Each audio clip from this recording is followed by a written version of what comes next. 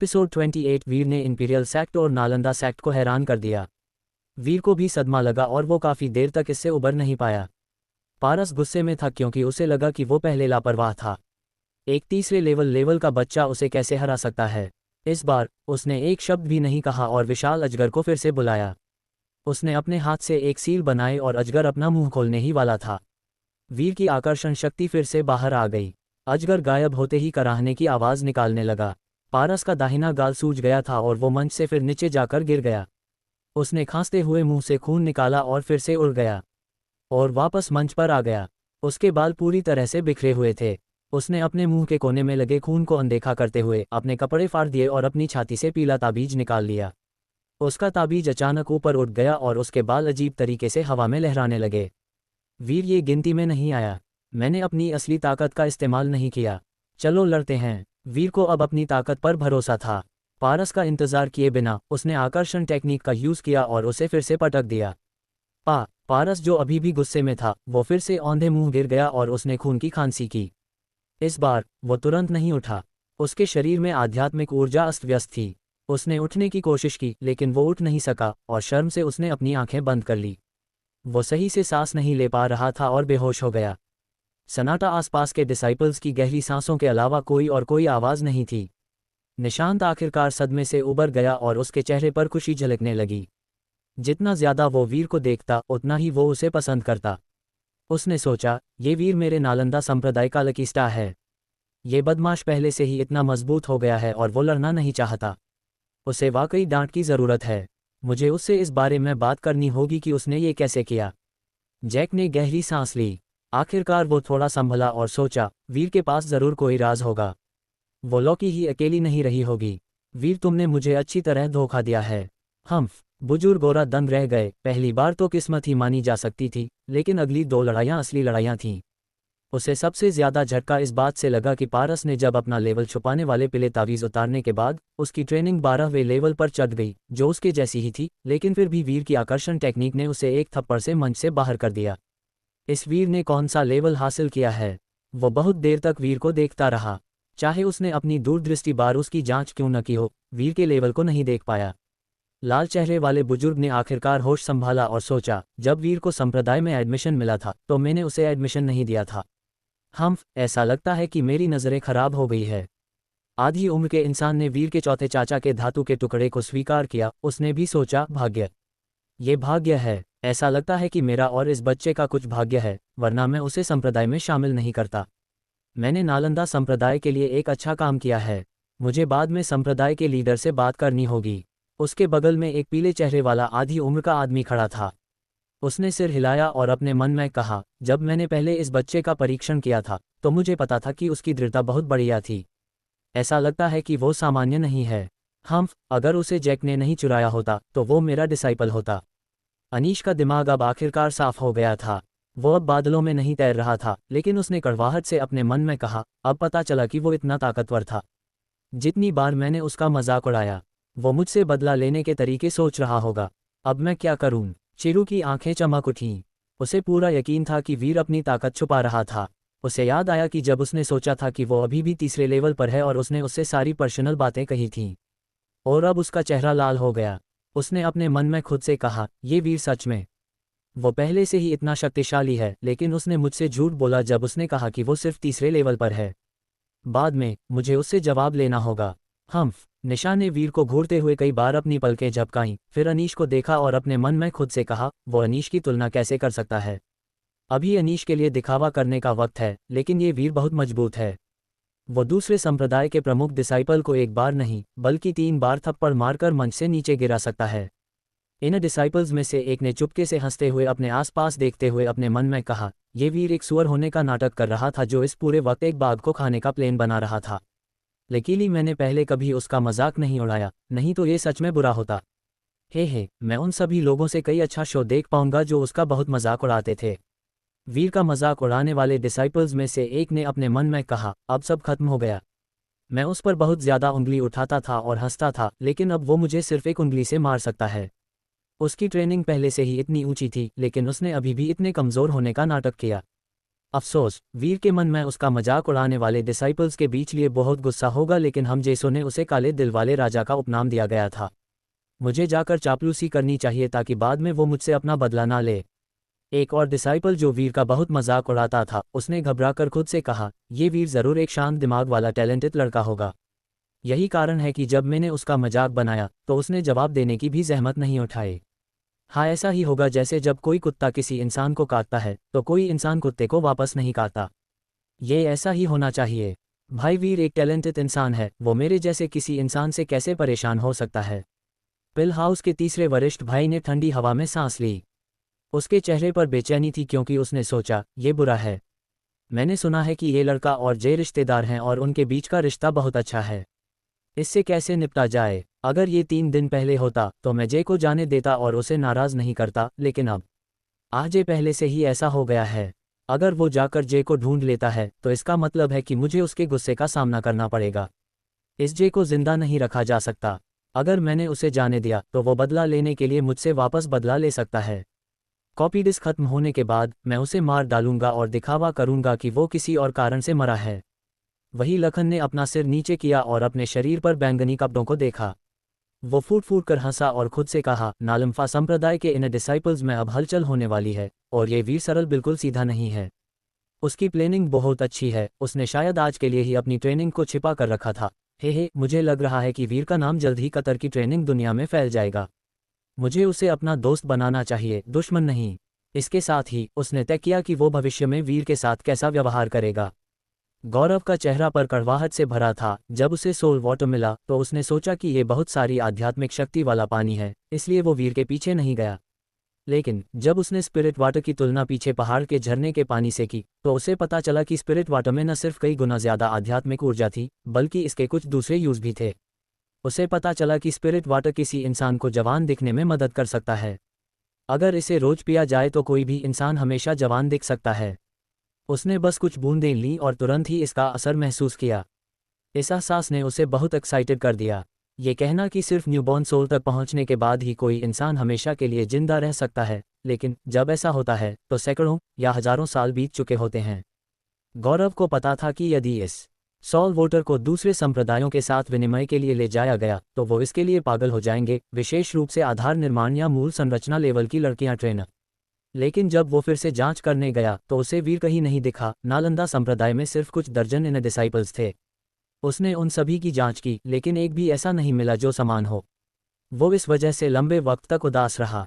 उसने वीर की भी जांच की थी, लेकिन ये पता लगाने के बाद कि वीर सिर्फ तीसरी लेवल पर था, उसने नहीं सोचा कि ये वीर होगा। लेकिन अब उसे 100% यकीन हो गया था कि वो इंसान वीर ही था।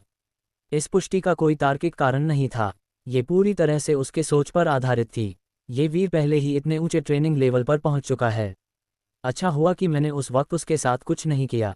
अफसोस, सॉल वोटर का राज उसके दिल में दफन हो गया होगा। इससे कोई फर्क नहीं पड़ता कि वीर सच में वो इंसान है या नहीं, क्योंकि ट्रेनिंग की दुनिया बहुत क्रूर है। एक ही संप्रदाय के लोगों की तो बात ही छोड़िए, यहाँ तक कि भाई भी एक दूसरे को मार डालेंगे। वीर की ट्रेनिंग के साथ मैं बिल्कुल भी जवाबी हमला नहीं कर पाऊंगा। गौरव ने वीर के साथ कभी भी बुरा नहीं करने का फैसला किया। उसे अनायास ही याद आ गया कि जब वो पहाड़ के पीछे था तो उसे लगा था कि वीर पहली लेवल पर भी नहीं था और उसने उसे लिफ्ट दी थी। उसे हैरानी नहीं हुई कि उस वक्त वीर ने इस बारे में क्या सोचा होगा। पीछे पहाड़ पर नदी के पास भी एक ऐसा ही वक्त था। उस बारे में सोचते हुए गौरव कांप उठा।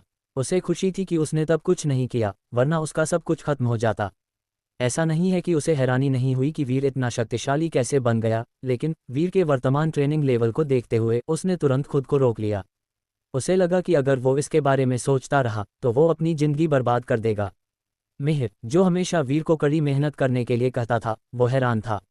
उसने वीर को देखा और उदास होकर कहा, ये वीर वो लड़का है जिसे मैं रॉय परिवार से लाया था। वो उस वक्त एक नॉर्मल लड़का था। जब उसने आत्महत्या करने की कोशिश की तो वो मैं ही था जिसने उसे बचाया था। 5 साल हो गए हैं और बहुत कुछ बदल गया है।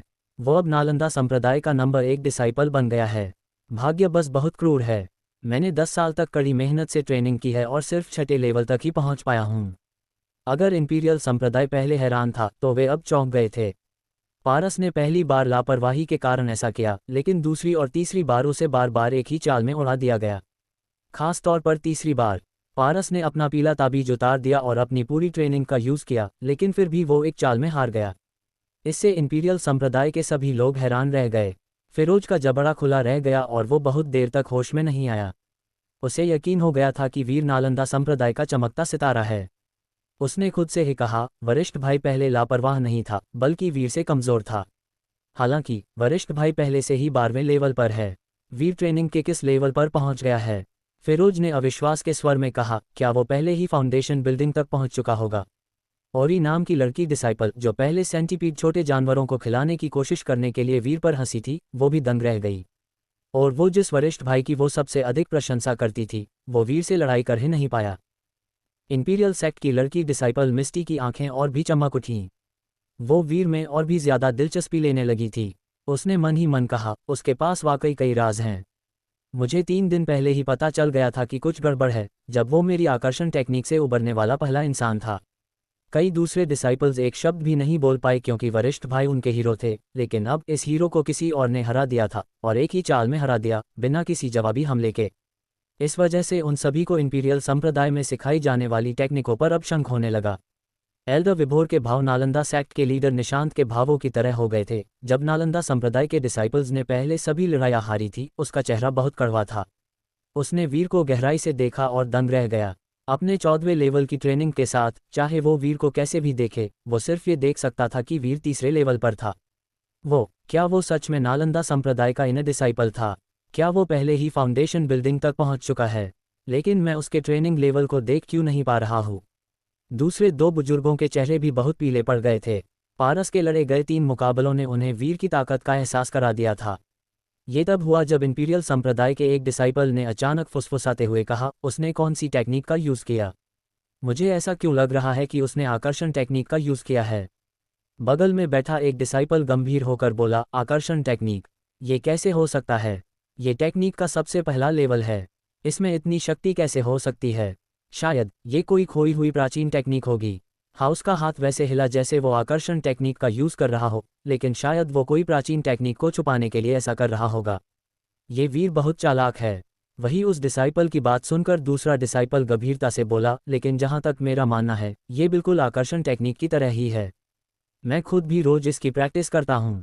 मैं अपने हाथ हिलाकर चीज़ों को अपनी मर्जी से हिला सकते हो और उड़ा सकता हूँ, ठीक वैसे ही जैसे वरिष्ठ भाई के साथ हुआ था। आखिरी शब्दों में उस डिसाइपल की आवाज़ धीमी हो गई। एक और डिसाइपल हैरानी से अपनी थोड़ी रगड़ते हुए बोला, इसे भूल जाओ। तुम वही करने की कोशिश करो जो वीर ने अभी किया। ये आकर्षण टेक्निक नहीं हो सकती है। डिसाइपल्स ने बातें करना शुरू कर दिया कि वीर ने कौन सी टेक्निक यूज़ की है। कुछ ने तो सीधे तीनों बुजुर्गों से पूछ लिया। एल्डर विभोर और दूसरे 2 एल्डर्स जोर से हंसे, और विभोर ने आह भरते हुए कहा, यह आकर्षण टेक्निक नहीं है। मैंने कभी इतनी शक्तिशाली आकर्षण टेक्निक नहीं देखी। मैंने जो देखा, उससे लगता है कि ये लंबे वक्त से खोई हुई ड्रैगन कैप्चर हैंड टेक्निक है। Dragon capture hand? दूसरे 2 बुजुर्ग दंग रह गए। उन्होंने इस ड्रैगन कैप्चर हैंड के बारे में कभी नहीं सुना था, लेकिन वे ये भी नहीं समझ पाए कि वीर ने कौन सी टेक्निक इस्तेमाल की थी, क्योंकि ये आकर्षण टेक्निक से बहुत मिलती जुलती लग रही थी। एल्डर विभोर ने गहरी सांस ली और अपने मन में आह भर के कहा, यह बूढ़ा आदमी भी इसे नहीं समझ सकता। अगर मैं कहूँ कि मुझे नहीं पता, तो इससे मेरी बहुत बदनामी होगी, इसलिए मैं सिर्फ बातें बना सकता हूँ। कहानी में आगे जानने के लिए सुनते रहिए द क्रूर इमॉर्टल सिर्फ और सिर्फ एलेक्स स्टोरी 2.0 चैनल पर। एपिसोड 29 वीर है 14वें लेवल में। वीर ने किस टेक्निक का यूज़ किया, इसकी बातें नालंदा संप्रदाय के डिसाइपल्स के बीच भी हुई। वीर मंच पर खड़ा था। उसने अपने मन को शांत करने की कोशिश की। वो अपनी आकर्षण टेक्निक से पारस को 3 बार हरा चुका था, जिससे उसका कॉन्फिडेंस बढ़ गया। उसने पारस की तरह इंपीरियल संप्रदाय के डिसाइपल्स पर नज़र डाली और कहा, आज का कॉम्पिटिशन यही खत्म नहीं हुआ है। इंपीरियल संप्रदाय से अगला कौन आने वाला है? इंपीरियल संप्रदाय के सभी डिसाइपल एक दूसरे की ओर देखने लगे। उन सभी ने अपने सिर नीचे झुका दिए थे। कोई भी वीर की ओर देखने को तैयार नहीं था, ठीक वैसे ही जैसे नालंदा संप्रदाय ने पारस के साथ पहले किया था। नालंदा संप्रदाय के सभी डिसाइपल वीर को दिए हुए कचरा की उपाधि भूल गए। वे सभी खुशी से चिल्लाए। एक डिसाइपल ने चिल्लाकर कहा, इंपीरियल संप्रदाय के कूड़ेदान, हमारे वरिष्ठ भाई वीर की ताकत को देखने के बाद भी तुम में से कोई भी बाहर क्यों नहीं आ रहा है?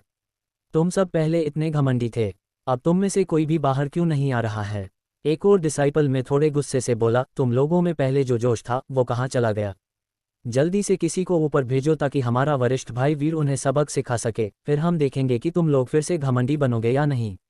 एक लड़की डिसाइपल जोर से चिल्लाकर बोली, फिरोज तुम पहले बहुत मजबूत दिखते थे, बाहर आओ, क्या तुम मेरे वरिष्ठ भाई से लड़ने की हिम्मत रखते हो? एक दूसरे डिसाइपल ने चिढ़ते हुए कहा, इंपीरियल संप्रदाय ने जो कुछ छोड़ा है वो सब कचरा है, उनमें से कोई भी बाहर आने की हिम्मत नहीं करता। भाई वीर अजेय है, एक डिसाइपल ने गुस्से से भड़कते हुए बोला। शांत तुम तारांकन, तुमने हमें बुरे इरादे से वे बदबूदार बम बेचे, लेकिन हम सब ने इसे समझ लिया, खास तौर पर वरिष्ठ भाई वीर ने। क्या तुमने अपना सबक सीख लिया है? एक दूसरे डिसाइपल ने खुश होते हुए कहा, क्या तुम लोगों ने देखा? इंपीरियल संप्रदाय भाई वीर से इतना डरता है कि उनमें से कोई भी बाहर आने की हिम्मत नहीं कर रहा है। एक डिसाइपल ने शर्म के मारे बोला, वरिष्ठ भाई मैंने पहले भी आपका मजाक उड़ाया था, लेकिन अब मैं सबके सामने आपसे माफ़ी मांगने आया हूँ। अब आप मेरे बॉस हैं, अब से आप मुझे जो कहेंगे, जैसा कहेंगे मैं वैसा ही करूँगा। पूरी सिचुएशन अचानक से बदल गई। नालंदा संप्रदाय के सभी डिसाइपल एक्साइटेड हो गए और जोर जोर से चिल्लाने लगे।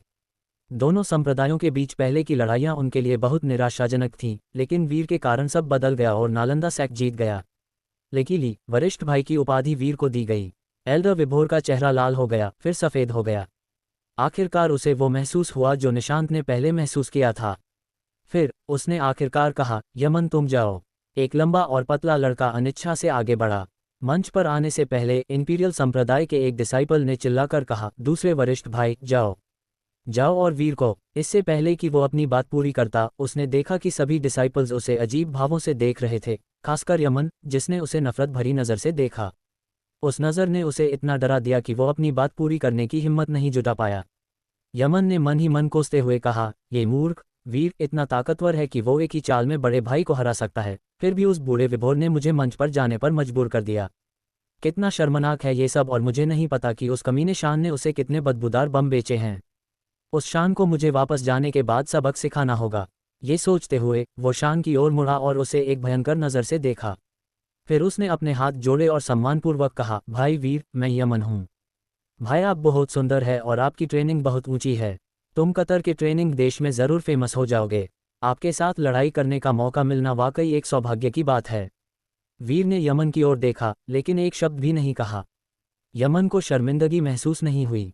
उसने कहा, भाई वीर हम यहाँ सिर्फ दो संप्रदायों के बीच दोस्ताना कॉम्पिटिशन करने के लिए आए हैं। क्यों न हम विजेता का निर्धारण करने के लिए स्पर्श से लड़ें। अगर मैं 100 सेकंड तक टिक पाया तो ये मेरी जीत होगी। जैसे ही उसने ये बात खत्म की, उसे उसी वक्त पछतावा हुआ और उसने आगे कहा, नहीं 50 सेकंड, असल में चलो 30 सेकंड करते हैं, नहीं चलो 20 सेकंड करते हैं।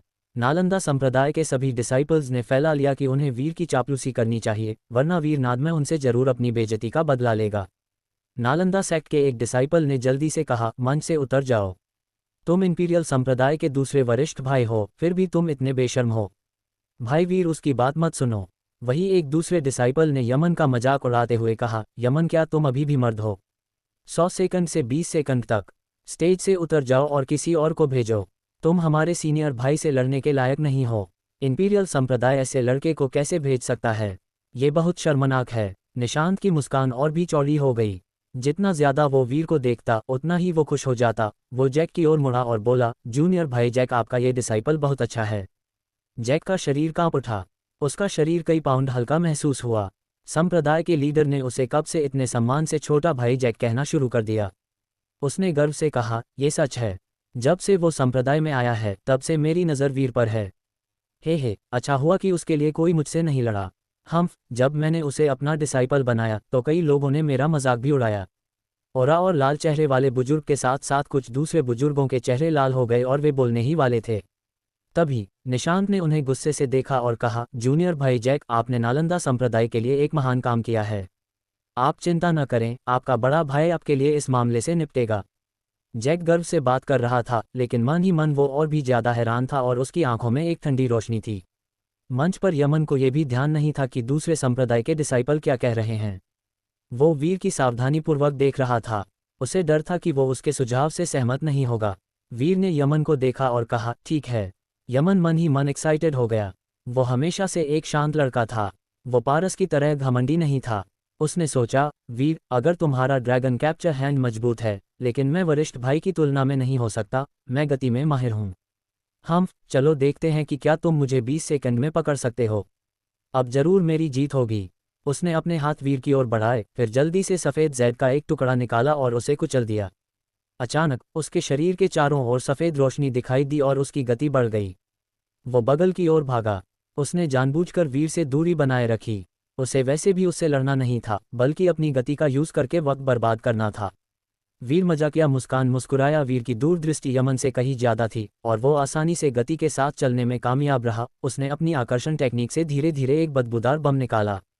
जैसे ही यमन ने बदबूदार बम देखा, उसका चेहरा पूरी तरह बदल गया और उसने अपनी गति बढ़ा दी। शान ने वीर के हाथ में बदबूदार बम को हैरान होकर देखा और खुद से बुदबुदाया, मार्शल भाई वीर, बड़े भाई वीर, दादाजी वीर, प्लीज़ इसका यूज़ मत करना। मैंने पहले ही बड़े भाई को नाराज़ कर दिया है। अगर मैंने दूसरे बड़े भाई को भी नाराज़ कर दिया तो मेरी ज़िंदगी खत्म हो जाएगी। मंच पर आप लड़ते हैं, लेकिन उस बदबूदार बम के गोले से लड़ने की बजाय किसी दूसरी चीज़ से लड़ो। मैं तो कहता हूँ उसे पूरी तरह से जख्मी कर लो। लेकिन उसकी प्रार्थनाएं पूरी नहीं हुईं। वीर की आंखें चमक उठीं, फिर उसने अपनी आकर्षण टेक्निक से एक हाथ बनाया और यमन को पकड़ लिया। फिर एक बदबूदार बम हवा में उछाल दिया। ये एक चाप में उड़ गया और यमन के सिर पर जा गिरा। यमन को लगा कि उसके चारों ओर की जगह इतनी सिकुड़ गई है मानो उसके चारों ओर की हवा बाहर निकल गई हो और कोई ताकत उसे चारों तरफ से दबा रही हो, जिससे वो हिल नहीं पा रहा हो। वो बस देखता रह गया क्योंकि बदबूदार बम उसकी ओर गिर रहा था। एक धमाके के साथ यमन को वो बदबूदार बम लगा। उसका पूरा चेहरा काला पड़ गया और उसके शरीर से घिनौनी बदबू निकल रही थी। वो अपने चेहरे के काले होने या बदबू से परेशान नहीं था। उसका चेहरा डर से भर गया था। जब उसने महसूस किया कि दबाव थोड़ा कम हुआ है तो उसने अपने शरीर की सारी शक्ति का यूज़ करके खुद को छुड़ा लिया। उसका दिल जोर से धड़क रहा था क्योंकि उसने सोचा, ये ड्रैगन कैप्चर हैंड बहुत मजबूत है। मैं किसी भी तरह हार जाऊंगा।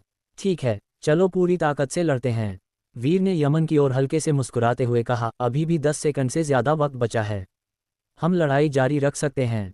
यमन ने अपने दांत पीसकर मुंह में लाल रोशनी थूकी। लाल रोशनी बड़ी हो गई और एक लंबी तलवार के आकार में बदल गई और मजबूत तलवार क्यूई के साथ वीर की ओर उड़ गई। इस बीच वो फिर से आगे बढ़ा और मुट्ठी भर ताबीज फेंके। सारे ताबीज बड़े हो गए और उसने ऐसी टेक्निक का यूज़ जिससे वीर पर लाल रोशनी के बम गिरने लगे। ये सब देखकर वीर को हंसी आ गई। उसने अपनी आकर्षण टेक्निक का यूज़ किया और एक हाथ बनाया। उसने उसे लहराया और हवा में मौजूद सभी तावीज़ों को नष्ट कर दिया।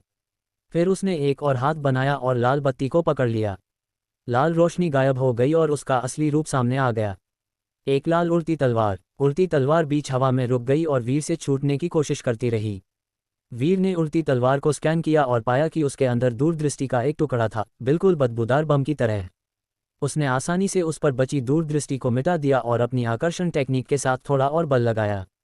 एक कर्कश आवाज के साथ उड़ती तलवार 2 टुकड़ों में टूट गई और जमीन पर गिर गई।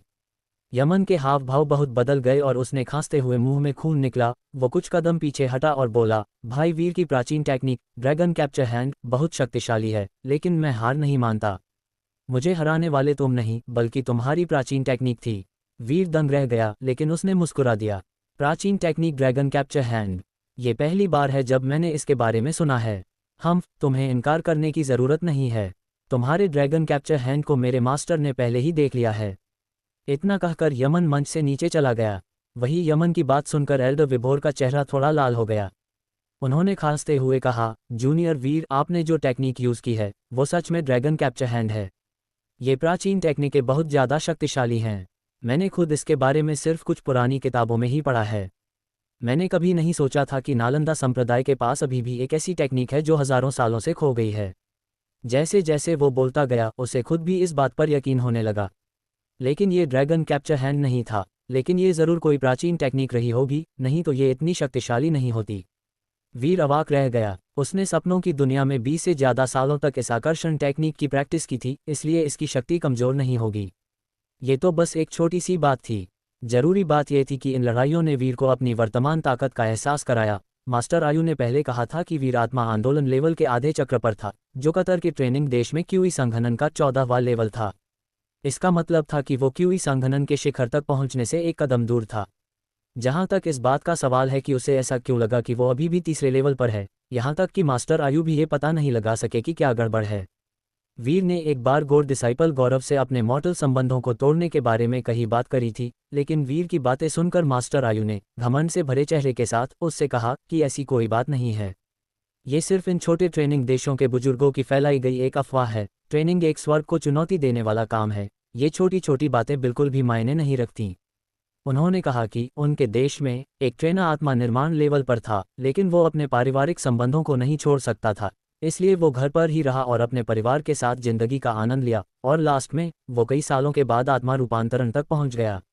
ये जिंदगी लंबे वक्त के बाद बहुत नीरस हो जाती है। आखिरकार एक ट्रेनर की जिंदगी एक नॉर्मल इंसान से लंबी होती है, इसलिए नॉर्मल लोगों को ऐसा लगता है कि ट्रेनर इन चीज़ों की परवाह नहीं करते हैं। मास्टर आयु ने कहा कि इसका स्वर्ग को चुनौती देने वाले मोती से उसके लेवल से कुछ लेना देना था। क्योंकि वीर ने स्वर्ग को चुनौती देने वाले मोती में बहुत ज़्यादा ट्रेनिंग की थी, इसने मोती और असली दुनिया के बीच एक असंगति पैदा कर दी। इसलिए जबकि वीर की असली ताकत 14वें लेवल पर है, उसके शरीर ने सिर्फ ये दिखाया कि वो तीसरे लेवल पर है। थोड़ी देर बाद डिसिंक्रोनाइजेशन खत्म हो जाएगा, इसलिए ये कोई बड़ी बात नहीं थी। क्यूई संघनन का 14वें लेवल की शक्ति और आकर्षण टेक्निक पर 20 से ज़्यादा सालों की कड़ी मेहनत के साथ, इसमें कोई हैरानी नहीं कि इसकी शक्ति के कारण लोग अजीब अजीब हिसाब लगा रहे होंगे। निशांत ने अपनी आंखें सिकोड़ते हुए वीर से कहा, वीर, क्या तुमने जो टेक्निक इस्तेमाल की है वो सच में कोई प्राचीन टेक्निक है? वो इस वक्त ये जानने के मूड में नहीं था कि टेक्निक का नाम क्या है, लेकिन वो पूरे दिल से इंपीरियल संप्रदाय को बदनाम करना चाहता था। वीर ने अपना सिर हिलाया और मुस्कुराते हुए कहा, संप्रदाय लीडर, मैंने जो टेक्निक इस्तेमाल की है वो एक आकर्षण टेक्निक है। जहां तक ड्रैगन कैप्चर हैंड की बात है, मैंने इसके बारे में पहले कभी नहीं सुना है। निशांत वीर की बात सुनकर खुश हो गया। उसने इंपीरियल संप्रदाय के तीनों बुजुर्गों की ओर देखा और हंसते हुए कहा, दोस्त विभोर, मैं तुम्हें बता सकता हूं कि ये टेक्निक ड्रैगन कैप्चर हैंड नहीं है, बल्कि मेरे नालंदा संप्रदाय की सबसे बुनियादी टेक्निक है। आकर्षण टेक्निक तुम्हारे डिसाइपल मेरे नालंदा संप्रदाय की सबसे नॉर्मल टेक्निक का भी बचाव नहीं कर सके, और तुम लोग इसे सही ठहराने के लिए ये ड्रैगन कैप्चर हैंड बना रहे हो। एल्डर विभोर बहुत शर्मिंदा था, लेकिन फिर भी उसने खुद को सही साबित करने के लिए कहा, दोस्त निशांत, तुम्हें इसे अस्वीकार करने की ज़रूरत नहीं है। मैं पहले ही इसे समझ गया हूँ। ये ड्रैगन कैप्चर हैंड है। बुजुर्ग गोरा ने हंसते हुए संप्रदाय के लीडर निशांत से कहा, संप्रदाय के लीडर, मुझे लगता है कि ये नाम बहुत अच्छा है। क्या हम आकर्षण टेक्निक का नाम बदलकर ड्रैगन कैप्चर हैंड रख सकते हैं? निशांत की आंखें चमक उठीं और उसने ओरा को खुशी भरी नज़र से देखा। उसने कहा, अच्छा, अब से मेरे नालंदा संप्रदाय की आकर्षण टेक्निक का नाम बदलकर ड्रैगन कैप्चर हैंड कर दिया जाएगा। मैं इस नाम के लिए इंपीरियल संप्रदाय को धन्यवाद देना चाहूँगा। एल्डर विभोर और दूसरे दो एल्डरों के चेहरे पर कड़वाहट साफ झलक रही थी। उन्होंने चुपचाप अपना सिर हिलाया। वीर मंच पर खड़ा होकर सोच रहा था। पिछले 2 मुकाबलों के बाद उसे अपनी ताकत पर बहुत भरोसा हो गया था, लेकिन ओपोनेंट उसकी पूरी ताकत का टेस्ट करने के लिए बहुत कमज़ोर था। लेकिन उसकी आध्यात्मिक ऊर्जा क्यूई कंडेंसेशन की 14वें लेवल पर थी, लेकिन टेक्निक के मामले में वो थोड़ा कमज़ोर था। उसे सिर्फ आकर्षण टेक्निक में ही महारत हासिल थी। ये परखने के लिए कि वो सच में कितना शक्तिशाली है, उसने अचानक कहा, इंपीरियल संप्रदाय के साथी वरिष्ठ भाइयों, आप सभी एक साथ आ सकते हैं। कहानी में आगे जानने के लिए सुनते रहिए द क्रूर इमॉर्टल सिर्फ और सिर्फ एलेक्स स्टोरी 2.0 चैनल पर। एपिसोड 30, वीर ने लिया सेंटीपीड का जहर। इंपीरियल संप्रदाय के सभी डिसाइपल गुस्सा हो गए। वे सभी मन ही मन में वीर को बहुत घमंडी होने के लिए कोसते रहे, लेकिन उनमें से किसी ने भी ऊपर जाने की हिम्मत नहीं की। एल्डर विभोर और दूसरे 2 बुजुर्ग भी भौहें सिकोड़कर वीर को अमित्र नज़रों से देख रहे थे। वीर ने अपना सिर उठाया और हंस दिया। उसका व्यवहार बिल्कुल वैसा ही था जैसा पारस का पहले था। उसने पूछा, इंपीरियल संप्रदाय, क्या तुम सब एक साथ आने से भी डरते हो? नालंदा संप्रदाय के सभी डिसाइपल बहुत एक्साइटेड हो गए और जोर जोर से जयकारे लगाने लगे। क्या इंपीरियल संप्रदाय का कचरा बाहर आने से डरता है? वो सारा अहंकार कहाँ चला गया? बाहर आओ, वरिष्ठ भाई वीर अजय है। इंपीरियल संप्रदाय को मुक्का मारो, इन्होरियल संप्रदाय को लात मारो, यहाँ तक कि उसका थूक भी इंपीरियल संप्रदाय को डुबो सकता है।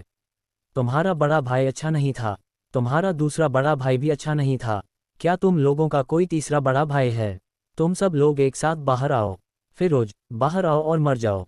नालंदा संप्रदाय के डिसाइपल और भी ज़्यादा घमंडी हो गए और निशांत की मुस्कान और भी बड़ी होती गई, जब तक कि इंपीरियल संप्रदाय के डिसाइपल्स में से एक, जो इसे और बर्दाश्त नहीं कर सका, वो चिल्लाया, वीर, तुम बहुत घमंडी हो।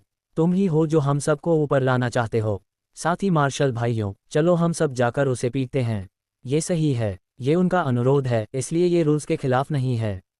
सभी, चलो हम सब ऊपर चलते हैं। इंपीरियल संप्रदाय के डिसाइपल्स ने एक एक करके ऊपर जाने के लिए कहा। एल्डर विभोर ने अपने दांत पीसते हुए कहा, नालंदा संप्रदाय ने ऐसी रिक्वेस्ट की है, तो जो कोई भी जाना चाहता है, ऊपर जाए। जैसे ही उसने बोलना खत्म किया, 3 डिसाइपल तुरंत मंच पर कूद पड़े। जल्द ही 7 से 8 और डिसाइपल मंच पर आ गए। उनमें कुछ लड़कियां डिसाइपल भी थीं। किसी के चिल्लाने पर उन सभी ने अपने जादुई खजाने निकाले और वीर पर हमला कर दिया। वीर को इस बात से कोई फर्क नहीं पड़ा। उसने आकर्षण टेक्निक को एक्टिव किया। उसने कुछ विशाल हाथ बनाए और उन्हें लोगों की भीड़ पर फेंका। अचानक कई लोग उड़ गए। फिर वो कुछ कदम पीछे हटा और विशाल हाथों ने इंपीरियल संप्रदाय के डिसाइपल्स को ऐसे पकड़ लिया जैसे वे मक्खियां हों और उन्हें दूर फेंक दिया। भीड़ से चीखें निकलने लगीं। इंपीरियल संप्रदाय के डिसाइपल्स को एक एक करके मंच से नीचे फेंक दिया गया और वे नीचे उतरने के बाद भी उठ नहीं पाए। वीर जितना ज्यादा लड़ता गया उतना ही उसे इसकी आदत होती गई। आकर्षण टेक्निक पर उसका कंट्रोल और भी अच्छा होता गया और थोड़ी देर बाद सिर्फ 3 लोग ही बचे। उनमें से एक फिरोज था। वीर ने जोर से हंसते हुए आखिरी बदबूदार बम निकाला। फिरोज का चेहरा सफ़ेद पड़ गया जब इसने वीर के हाथों में बदबूदार बम देखे। फिरोज को अब बाकी 2 की परवाह नहीं थी। वो चिल्लाया, भाई वीर, दया करो, मैं हार मानता हूँ, मैं हार मानता हूँ। ये बोलते वक्त वो जल्दी से पीछे हट गया और मंच से उतर गया। उसने पहले ही देखा था कि पारस और यमन के साथ क्या हुआ था, इसलिए वो नहीं चाहता था कि उसके साथ भी ऐसा ही हो। लास्ट 2 लोग लखन और शान थे।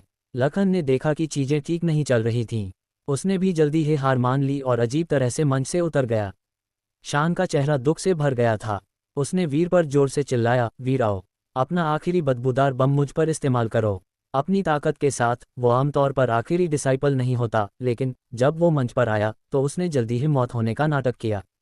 लेकिन उसे कई बार पैरों के नीचे कुचल दिया गया था, लेकिन संप्रदाय में उसके भविष्य के लिए ये सब करना सही था। शान ने ये अच्छी तरह से प्लानिंग बनाई थी।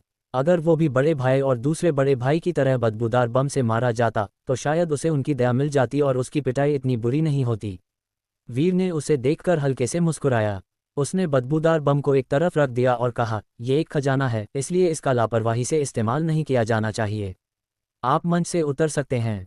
अपनी आकर्षण टेक्निक से उसने शान को एक छोटे बच्चे की तरह पकड़ लिया और उसे मंच से नीचे फेंक दिया। एल्डर विभोर और दूसरे 2 एल्डर्स बहुत गुस्सा हो गए थे। वे चाहते थे कि जमीन में कोई दरार हो और वे जमीन में धंस जाए। निशांत का चेहरा खुशी से चमक रहा था जब उसने कहा, दोस्त विभोर, हमारे 2 संप्रदायों के कॉम्पिटिशन में विजेता कौन है? एल्डर विभोर ने नाक सिकोड़ते हुए कहा, आपके नालंदा संप्रदाय को इतना अच्छा डिसाइपल मिलना सौभाग्य की बात है। ये कॉम्पिटिशन आप जीते हैं। लेकिन मैंने जो पहले कहा वो सच है। आपके नालंदा संप्रदाय के सभी न्यूबॉर्न स्पिरिट पूर्वज मर चुके हैं। आपको जो भी चीज़ें चाहिए वो इस बैग में हैं। अलविदा। ऐसा कहते हुए उसने अपनी आस्तीन हिलाई और एक बैग बाहर आ गया। निशांत ने कुछ सोचकर वो बैग पकड़ लिया। एल्डर विभोर ने जोर से चिल्लाया और जल्दी ही एक काला बादल वहां पर आ पहुंचा। वीर ने करीब से देखा तो पाया कि यह 1000 फुट लंबा सेंटीपीड था। बिना कुछ कहे बुजुर्ग विभोर ने एक कदम बढ़ाया और सेंटीपीड पर कूद गया। इंपीरियल संप्रदाय के सभी डिसाइपल शर्म गुस्से के साथ सेंटीपीड पर कूद पड़े। इंपीरियल सेक्ट को जाते देख वीर की आंखें चमक उठीं और उसने एक फैसला लिया। और उसने जोर से चिल्लाते हुए कहा, इंपीरियल संप्रदाय के साथियों और बुजुर्गों, मेरी एक इनराइजेबल रिक्वेस्ट है। इसके साथ ही उसने आकर्षण टेक्निक से आगे की ओर उड़ गया और सेंटीपीड के सामने आ गया। एल्डर विभोर के भाव अटल रहे। अगर ये नालंदा संप्रदाय का कोई और डिसाइपल होता तो वो परेशान नहीं होता, लेकिन इस वीर की शक्ति बहुत ज्यादा थी, इसलिए उसने अपने दिल में उदासी को दबाते हुए कहा, बोलो। वीर ने 1000 फीट लंबे सेंटीपीड को देखकर कहा, मैं सेंटीपीड से थोड़ा जहर लेना चाहूंगा। मुझे उम्मीद है कि एल्डर विभोर मेरी बात मानेंगे। इससे पहले कि एल्डर विभोर कुछ बोल पाते, इंपीरियल संप्रदाय के सभी डिसाइपल गुस्सा हो गए। उनमें से किसी ने चिल्लाते हुए कहा, वीर हमें बहुत दूर मत धकेलो। एक दूसरे डिसाइपल ने गुस्से से कहा, वीर ये सेंटीपीड हमारे इंपीरियल संप्रदाय के संरक्षक सॉल बिस्टो में से एक है। आपके कहने पर इसका जहर आपको कैसे दे दिया जाए? एक और डिसाइपल ने भड़कते हुए कहा, तुम बहुत घमंडी हो। बुजुर्ग विभोर, ये लड़का हमारे इंपीरियल संप्रदाय के लिए अपमानजनक है। मैं बुजुर्ग विभोर से रिक्वेस्ट करता हूं कि वे उससे सबक सिखाएं। दूसरे 2 बुजुर्ग भी अपनी हंसी नहीं रोक सके। एल्डर विभोर ने एक डरावनी मुस्कान के साथ वीर को देखा। जूनियर, भाग जाओ, मैं तुमसे परेशान नहीं हो सकता। निशांत और नालंदा संप्रदाय के दूसरे बुजुर्ग अपनी उड़ती तलवारों पर चढ़ गए और वीर के पास उड़ गए। निशांत ने साफ आवाज में कहा, दोस्त विभोर, तुम्हारा इंपीरियल संप्रदाय बहुत कंजूस है। ये सिर्फ सेंटीपीड का जहर है। ऐसा नहीं है कि वो आपकी जान मांग रहा है। एल्डर विभोर के चेहरे पर उदासी छा गई। उसने इधर उधर देखा और उसकी नज़र फिर से निशांत पर पड़ी। उसने कहा, दोस्त निशांत, जहर का थोड़ा सा हिस्सा लेना कोई बड़ी बात नहीं है, लेकिन एक जूनियर का इतना घमंडी होना हमारे इंपीरियल संप्रदाय के लिए बहुत अपमानजनक है। निशांत एक पल के लिए झिझका। वो सच में इंपीरियल संप्रदाय को शर्मिंदा नहीं करना चाहता था, क्योंकि वे जो खबर लेकर आए थे वो बहुत चौंकाने वाली थी। अगर खबर सच थी तो कतर के ट्रेनिक जगत में शक्ति का संतुलन गड़बड़ा जाएगा। वीर कुछ देर के लिए हिचकिचाया। वो सच में इस सेंटीपीड के जहर को पाना चाहता था। उसने एल्डर विभोर से कहा, एल्डर विभोर, मुझे सिर्फ सेंटीपीड का जहर चाहिए। मैं वादा करता हूं कि मैं उसे नुकसान नहीं पहुंचाऊंगा। अगर आप तैयार हैं तो मैं इसके बदले में कुछ देने को तैयार हूं। एल्डर विभोर ने वीर को नीची नज़रों से देखा। उसने कहा, तुम सिर्फ एक जूनियर हो। मेरे साथ व्यापार करने का तुम्हें कोई हक नहीं है। अगर तुम नालंदा संप्रदाय के फाउंडर का छोड़ा गया खजाना निकाल लो तो मैं तुम्हारे साथ जहर की एक बूंद का आदान प्रदान कर सकता हूँ।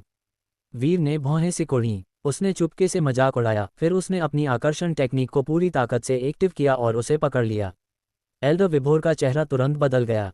जूनियर वीर, तुम्हारी हिम्मत कैसे हुई? ऐसा कहते हुए उसने अपनी आस्तीन लहराई और एक पुरानी दिखने वाली उड़ती हुई तलवार बाहर निकाली। जिस उड़ती हुई तलवार बाहर आई और वो तलवार नीचे झूल गई।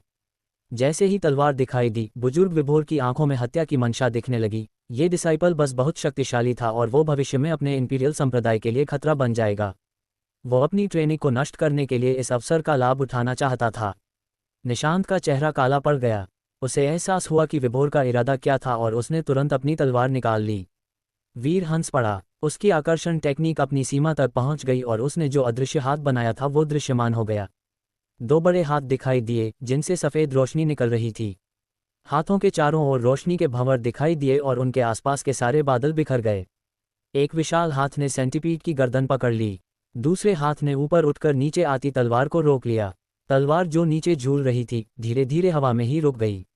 एल्डर विभोर का चेहरा पूरी तरह लाल हो गया था और उसके चेहरे पर डर का भाव था। बाकी दो बुजुर्गों ने अपने दांत भींच लिए।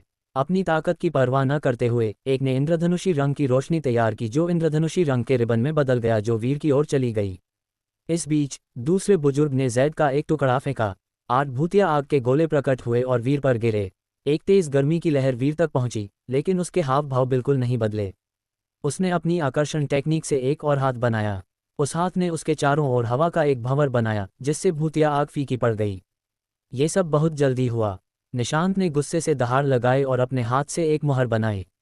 उसकी उड़ती हुई तलवार बैंगनी चांद इंद्रधनुषी रंग के रिबन की ओर चमक उठी। इस वक्त का यूज करते हुए वीर तेजी से 1000 फीट लंबे सेंटीपीड की ओर बढ़ा। अपनी आकर्षण टेक्निक से सेंटीपीड को पकड़कर चाहे वो कितना भी छूटने की कोशिश करे, वो वीर से छूट नहीं पा रहा था। वीर ने अपना दाहिना हाथ सेंटीपीड के सिर पर रखा और अपनी आध्यात्मिक ऊर्जा को एक्टिव किया। सेंटीपीड ने एक दर्दनाक चीख निकाली और एक काली धुंध बाहर निकाली। ये सब कुछ ही सेकंड तक चला। किसी के पास अभी तक प्रतिक्रिया करने का वक्त भी नहीं था। दोनों संप्रदायों के बुजुर्ग सेंटीपीड के दोनों तरफ खड़े थे, लड़ने के लिए तैयार। जब ओरा ने वीर को सेंटीपीड को जहर बाहर निकालते देखा तो उसे डर लगा कि वीर के पास जहर रखने के लिए कुछ नहीं होगा, इसलिए उसने अपनी आस्तीन लहराई और एक सफ़ेद बोतल बाहर फेंक दी। वो चिल्लाया, डिसाइपल, वीर जहर रखने के लिए इसका इस्तेमाल करें। इसके बाद उसने अपनी उड़ती हुई तलवार ली और इंपीरियल संप्रदाय के बुजुर्ग से लड़ना शुरू कर दिया, जिसने भूतिया आग छोड़ी। इंपीरियल संप्रदाय के तीनों बुजुर्ग इस बात से गुस्सा थे कि उन्हें नालंदा संप्रदाय के बुजुर्गों ने रोक दिया था और वे वीर को रोकने में असमर्थ थे। जब वीर ने देखा कि सेंटीपीड ने जहर बाहर निकाल दिया है तो वो जल्दी से थोड़ा पीछे हट गया। उसने बोतल ली और अपनी आध्यात्मिक ऊर्जा का यूज करके जहर को बोतल में डाल दिया। एल्डर विभोर ने गुस्से से चिल्लाते हुए कहा, नालंदा संप्रदाय, तुमने ये सही नहीं किया है। निशांत ने चुपके से आह भरी। उसने अपनी तलवार रख दी और पीछे हट गया। बाकी सभी बुजुर्गों ने भी ऐसा ही किया। वीर के चेहरे पर अफसोस के भाव थे। ये सेंटीपीड का जहर उसके पिता की बीमारी का इलाज हो सकता था, इसलिए उसने इसे पाने का फैसला लिया, चाहे कुछ भी हो। उसने अपने हाथ जोड़े और कहा, बुजुर्ग विभोर, ये सेंटीपीड का जहर मेरे लिए बहुत जरूरी है। मेरे पास कुछ ऐसा है जिसे इसके बदले में उचित माना जा सकता है। ये कहते हुए उसने एक बहुत ही सामान्य दिखने वाली जेड बोतल फेंकी। बोतल में नदी का पानी भरा हुआ था जिसे उसने पीछे के पहाड़ से इकट्ठा किया था। एल्डर विभोर का चेहरा उदास था। वो बोलने ही वाले थे कि उन्होंने जेड की बोतल को ध्यान से देखा।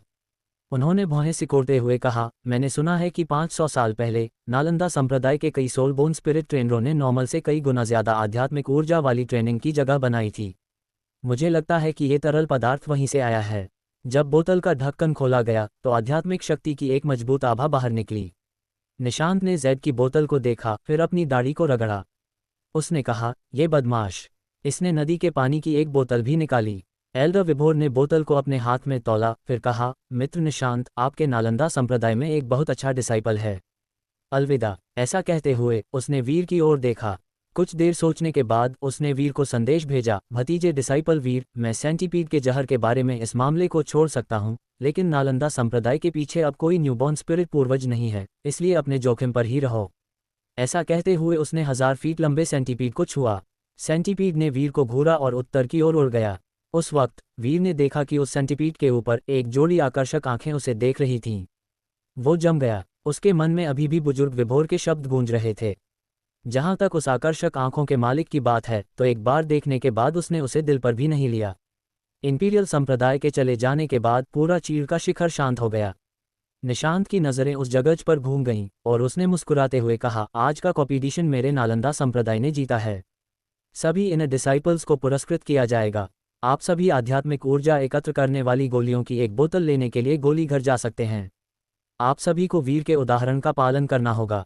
सभी इन डिसाइपल एक एक करके जयकारे लगाने लगे। अब किसी की हिम्मत नहीं थी कि वो उसे कचरा कहे। अनीश का दिल उथल पुथल में था। उसने निशांत से कहा, मास्टर, मैं जिंदगी और मौत के रास्ते पर जाना चाहता हूँ, मैं अब दूसरे मामलों में खुद को शामिल नहीं करूंगा। बुजुर्ग गोरा ने आह भरी। अनीश उनका पसंदीदा डिसाइपल था, इसलिए उन्हें वीर और अनीश के बीच के मुद्दों के बारे में पता था। उन्होंने कुछ देर तक सोचा, फिर सिर हिलाया और कहा, ठीक है, आप इस अवसर का यूज वीर से छिपने के लिए भी कर सकते हैं। अनीश ने एक कड़वी मुस्कान छोड़ी, लेकिन एक शब्द भी नहीं कहा। निशांत फिर बोला, आप सभी जा सकते हैं। वीर, मेरे साथ आओ। वीर ने सिर हिलाया। उसकी नज़र भीड़ को पार करते हुए तीसरे बड़े भाई ललित पर पड़ी। उसने कहा, तीसरे बड़े भाई, एक मिनट रुको। कहानी में आगे जानने के लिए सुनते रहिए द क्रूर इमॉर्टल सिर्फ और सिर्फ एलेक्स स्टोरी 2.0 चैनल पर। एपिसोड 31, जैक ने की वीर के लिए साजिश। ललित कांप उठा। उसने जबरदस्ती मुस्कुराकर कहा, वीर भाई, वीर, क्या तुम्हें कुछ चाहिए? अगर तुम्हें आध्यात्मिक ऊर्जा इकट्ठा करने वाली कुछ गोलियां चाहिए, तो मेरे पास अभी भी बहुत सारी है और मैं तुम्हें कुछ दे सकता हूँ। वीर ने गंभीरता से कहा, तीसरे भाई, मुझे तुमसे कुछ चाहिए, तुम्हारा असिस्टेंट जे। वीर ने ललित को घूर कर देखा। पहले वो ललित के खिलाफ जाने के लिए शक्तिशाली नहीं था, इसलिए उसने जे की मदद नहीं की। लेकिन इस लड़ाई के बाद उसे अपनी शक्ति के बारे में अच्छे से पता लग गया। ललित के भाव बदल गए। वो अपने दिल में कड़वी हंसी हंसा। उसने अपने दांत भींचे और कहा, वीर, वो जे मेरा असिस्टेंट है और मेरी गोली निर्माण के लिए बहुत जरूरी है, इसलिए मैं आपको उसे नहीं दे सकता हूँ। निशांत एक तरफ खड़ा था। वो ललित की बात सुनकर बहुत हैरान हो गया और गुस्से से चिल्लाकर बोला, ललित, ये सिर्फ एक असिस्टेंट है, वो कितना ही जरूरी हो सकता है? ललित का चेहरा बहुत कड़वा था। उसने हिम्मत जुटाते हुए कहा, संप्रदाय लीडर, डिसाइपल बात नहीं मान सकते। लेकिन जे पहले ही वीर के चेहरे के भाव बदल गए। वो बिजली की गति से नालंदा पीक की ओर बढ़ गया। निशांत और दूसरे बुजुर्ग सभी कंफ्यूज थे और वीर के पीछे चले गए। बुजुर्ग गोरा ने ललित को पकड़ लिया और वीर का पीछा करने लगा। जल्द ही वीर मुख्य प्रांगण में गोली घर के ऊपर पहुंच गया। उसने अपनी दूरदृष्टि से पूरी जगह को स्कैन किया और जल्दी से पीछे के कमरे में जे की कमजोर जीवन शक्ति को देखा। जिस पल वो कमरे में आया, उसका गुस्सा अपनी पिक तक पहुंच गया। बड़े कमरे में एक विशाल गोली भट्टी थी, जिसके अंदर जे पैर मोड़कर बैठा था। उसकी जीवन शक्ति लगातार कमजोर होती जा रही थी। वीर ने पलक तक नहीं झपकाए। उसने अपना हाथ आगे बढ़ाया और जे को पकड़ने के लिए अपनी आकर्षण टेक्निक का इस्तेमाल किया। जैसे ही टेक्निक से बना हाथ गोली की भट्टी के करीब आया, भट्टी से एक इंद्रधनुषी रंग की रोशनी निकली और हाथ से टकराए। वीर ने ठंडी सांस ली। तुरंत ही आकर्षण टेक्निक की शक्ति अपने पिक पर पहुंच गई और इंद्रधनुषी रंग की रोशनी टूट गई। वीर ने धीरे से जे को पकड़ लिया और उसे जमीन पर लिटा दिया। उसने अपना दाहिना हाथ जे के माथे पर रखा और चुप हो गया। उसी वक्त निशांत और दूसरे बुजुर्ग भी वहां पहुंच गए। लाल चेहरे वाले बुजुर्ग ने गोली भट्टी को देखा, फिर जे को।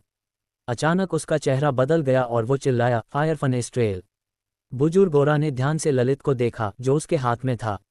उसने उसे जमीन पर पटक दिया और कहा, ललित, तुम्हारी हिम्मत कैसे हुई? माना ये अग्नि भट्टी परीक्षण प्रतिबंधित नहीं है, लेकिन तुम इसका इस्तेमाल सिर्फ संप्रदाय के बाहर के लोगों पर ही कर सकते हो और अंदर के किसी भी इंसान पर नहीं। क्या तुम भूल गए? ललित का चेहरा पूरी तरह पीला पड़ गया था।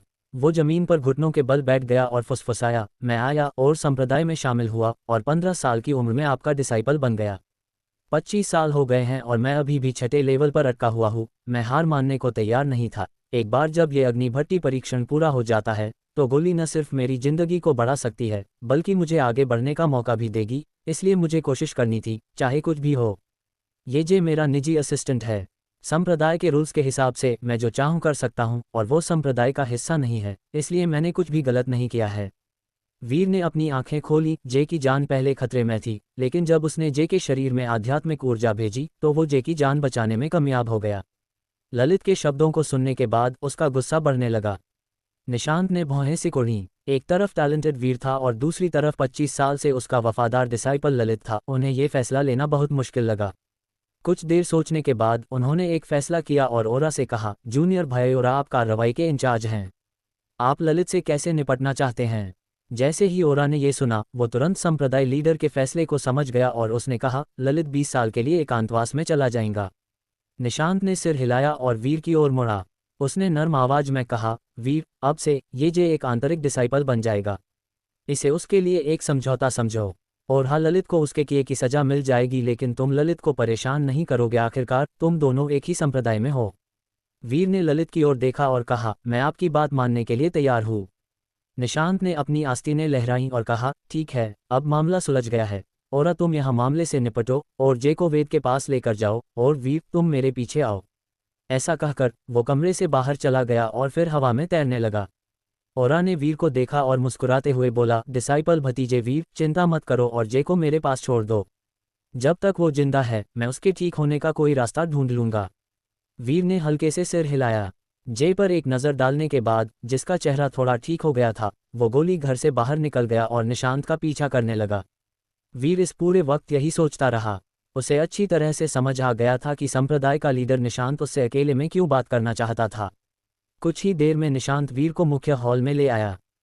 फिर वो अचानक चिल्लाया, वीर, तुम में वाकई हिम्मत है। वीर के चेहरे का शांत रहा और उसने कहा, संप्रदाय लीडर, अगर आपके पास कहने के लिए कुछ है तो कह दीजिए। निशांत ने घुराते हुए कहा, उस कॉम्पिटिशन के दौरान आपने सच में कौन सी टेक्निक का उपयोग किया था? वीर ने हंसते हुए कहा, आकर्षण टेक्निक। अगर संप्रदाय के लीडर को मुझ पर विश्वास नहीं है तो आप करीब से देख सकते हैं। इसके साथ ही उसने आकर्षण टेक्निक को एक्टिवेट किया और मुख्य हॉल में सभी टेबल और कुर्सियों को पकड़ लिया। उन्हें कमरे में कुछ बार चक्कर लगाने के बाद उसने उन्हें वापस वहीं रख दिया जहां वे थे। निशांत ने ध्यान से टेक्निक को देखा। फिर कुछ देर सोचने के बाद उसने अचानक पूछा, पहले तुम सीधे तरीके से बताओ कि तुम तीसरे लेवल पर थे और अब भी तीसरे लेवल पर हो, तो तुम्हारे पास इतनी शक्ति कैसे है? तुम सच में किस लेवल पर हो? वीर, मुझे सच बताओ। वीर के चेहरे पर कड़वाहट के भाव उभर आए और उसने कहा, मैं सच में समझ नहीं पा रहा हूँ। मैं बस ट्रेनिंग करता रहा और ये सब हो गया। मैं किस लेवल पर पहुँच गया हूँ ये मैं भी नहीं जानता। निशांत ने वीर को घूरते हुए गहरी आवाज में कहा, वीर, तुम अब भी मुझे नहीं बताओगे? वीर ने व्यंग्यात्मक ढंग से मुस्कुराते हुए कहा, मैं सच में नहीं जानता। निशांत ने चुपके से आह भरी। वो वीर पर बहुत ज्यादा दबाव नहीं डालना चाहता था, क्योंकि चाहे जो भी हो, वीर अभी भी नालंदा संप्रदाय का डिसाइपल था और उसने संप्रदाय की इज्जत बचाई थी। वो इन डिसाइपल्स के बीच एक स्टार बन गया था। इसके बारे में सोचते हुए उसके भाव नर्म हो गए और उसने कहा, उस बोतल में क्या था जो तुमने इंपीरियल संप्रदाय को दिया था? वीर ने ठहाका लगाया। उसने अपना दाहिना हाथ हिलाया और 2 छोटी बोतलें निकालीं। ये सुनते ही वीर ने वैसी बोतलें निशांत को सौंप दी और कहा, संप्रदाय लीडर इस बारे में बात कर रहे हैं। संप्रदाय प्रमुख को मुझसे बेहतर ये पता होना चाहिए। ये सिर्फ पीछे के पहाड़ से आने वाली नदी का पानी है। निशांत ने बोतलों को देखा और कहा, पीछे के पहाड़ से नदी का पानी बाहर ले जाने की इजाज़त नहीं है। मैं ये 2 बोतलें ले जाऊंगा। तुम जाकर आराम कर सकते हो। कल मुझसे मिलने आना याद रखना और मैं तुम्हें शास्त्र लाइब्रेरी में ले जाऊंगा ताकि तुम्हारे लिए अच्छी टेक्निक को ढूंढ सकूं। वीर ने जब ये सुना तो वो बहुत एक्साइटेड हो गया। बाहर जाते वक्त उसने सम्मानपूर्वक अलविदा कहा, लेकिन उसका लेवल उच्च था, पर उसकी एकमात्र टेक्निक आकर्षण टेक्निक थी। वीर के चले जाने के बाद निशांत मुड़ा। उसने सम्मानपूर्वक सिर झुकाया और कहा, बड़े पूर्वज शंकर, क्या आपको लगता है कि वीर ने जो कहा वो सच था? और हमें उसके साथ कैसे पेश आना चाहिए? नीले रंग का लबादा पहने एक दुबला पतला बूढ़ा आदमी मुख्य हॉल में आया। उसने उदासी से कहा, इसमें से कितना सच है? निशांत, क्या तुम नहीं बता सकते कि उस छोटे बच्चे ने सच का एक भी शब्द नहीं कहा? निशांत ने शर्मिंदगी से भरा चेहरा दिखाया। ये 10 नींव निर्माण करने वाले बुजुर्गों में से एक था। ट्रेनिंग जगत में ताकत ही सबसे ज्यादा मायने रखती थी। उसका संप्रदाय का लीडर होना और उसके साथ ही मार्शल भाइयों का बुजुर्ग होना बाहरी दुनिया के लिए सिर्फ दिखावा था। नालंदा संप्रदाय के रूल्स ये है कि अगर कोई इंसान फाउंडेशन बिल्डिंग लेवल तक पहुंच जाता है तो वो एक एल्डर बन सकता है, और कोई कोर फॉर्मेशन लेवल पर होता है तो वो नालंदा संप्रदाय के सच्चे बुजुर्गों में से एक बन जाएगा, और अगर कोई न्यूबॉर्न स्पिरिट लेवल पर पहुंच जाता है तो उसे नालंदा संप्रदाय का पूर्वज माना जाएगा। आमतौर पर 10 फाउंडेशन बिल्डिंग एल्डर्स बंद दरवाजे के प्रशिक्षण में थे, लेकिन इंपीरियल संप्रदाय से चौंकाने वाली खबर सुनने के बाद निशांत ने जल्दी से 10 एल्डर्स को ढूंढ लिया और 2 कोर फॉर्मेशन सच्चे एल्डर्स को इस मामले के बारे में बताया। वीर का आना निशांत के लिए बहुत अनएक्सेप्टेड था, इसलिए उसने वीर को यहाँ बुलाकर उससे पूछताछ की और फाउंडेशन बिल्डिंग के बुजुर्गों से भी उससे पूछताछ करने को कहा। एल्डर शंकर ने निशांत के हाथ में रखी बोतलों पर नजर डाली। उसने अपनी दूरदृष्टि से उन्हें स्कैन किया, फिर कहा, इस छोटे से बच्चे ने एक बात तो सच कही थी। ये वाकई पीछे के पहाड़ से आने वाली नदी का पानी है, और अगर इसे हर रोज पिया जाए तो ये ट्रेनिंग में मदद करेगा। निशांत थोड़ी देर के लिए हिचकिचाया, फिर बोला, बुजुर्ग शंकर, क्या आपको लगता है कि वीर ने जो टेक्निक इस्तेमाल की थी वो सच में आकर्षण टेक्निक थी?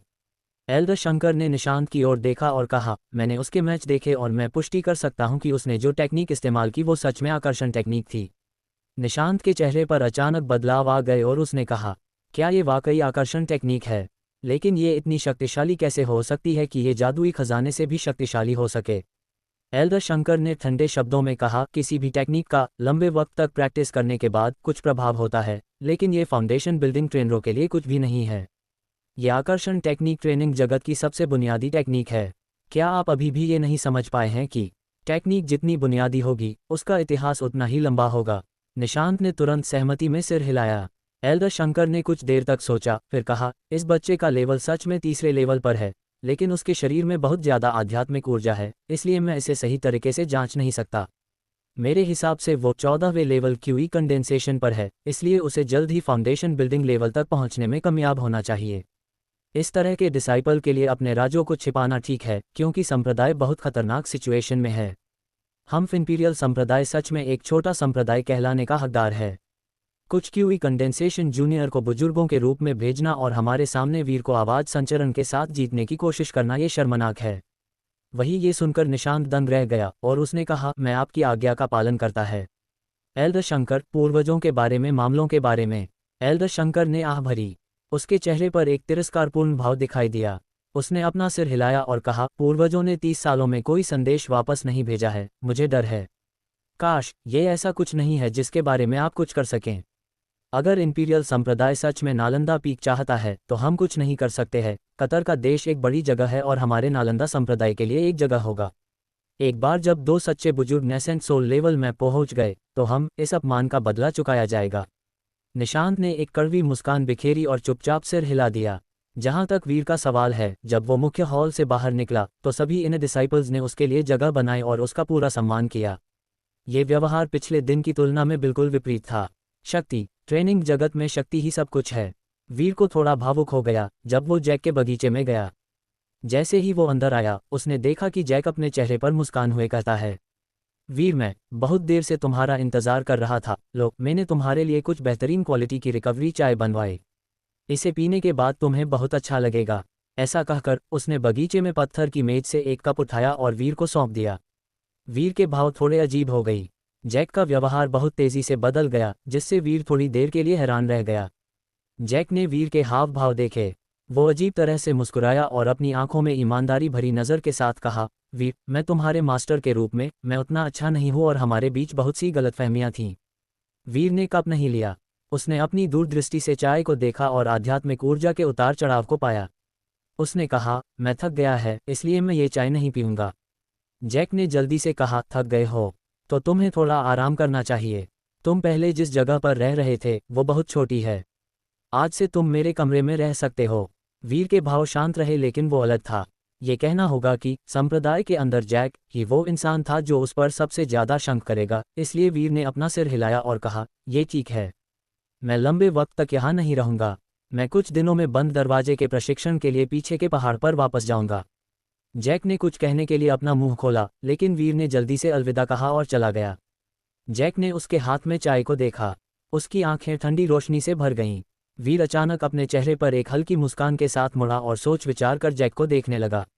जैक का चेहरा अचानक कठोर हो गया और उसने कहा, अच्छा वीर, क्या कुछ और है? वीर ने व्यंग्यात्मक भाव से कुछ कदम आगे बढ़ा और बोला, मास्टर, आप बहुत घबराए हुए लग रहे हैं। जैक का दिल धड़क उठा।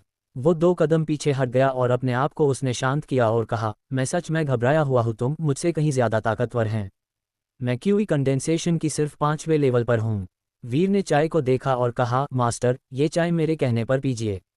जैक के चेहरे के भाव अचानक से बदल गए और उसने मुस्कुराते हुए कहा, ये क्या है? अगर तुम इसे पीना नहीं चाहते तो मैं इसे फेंक देता हूँ।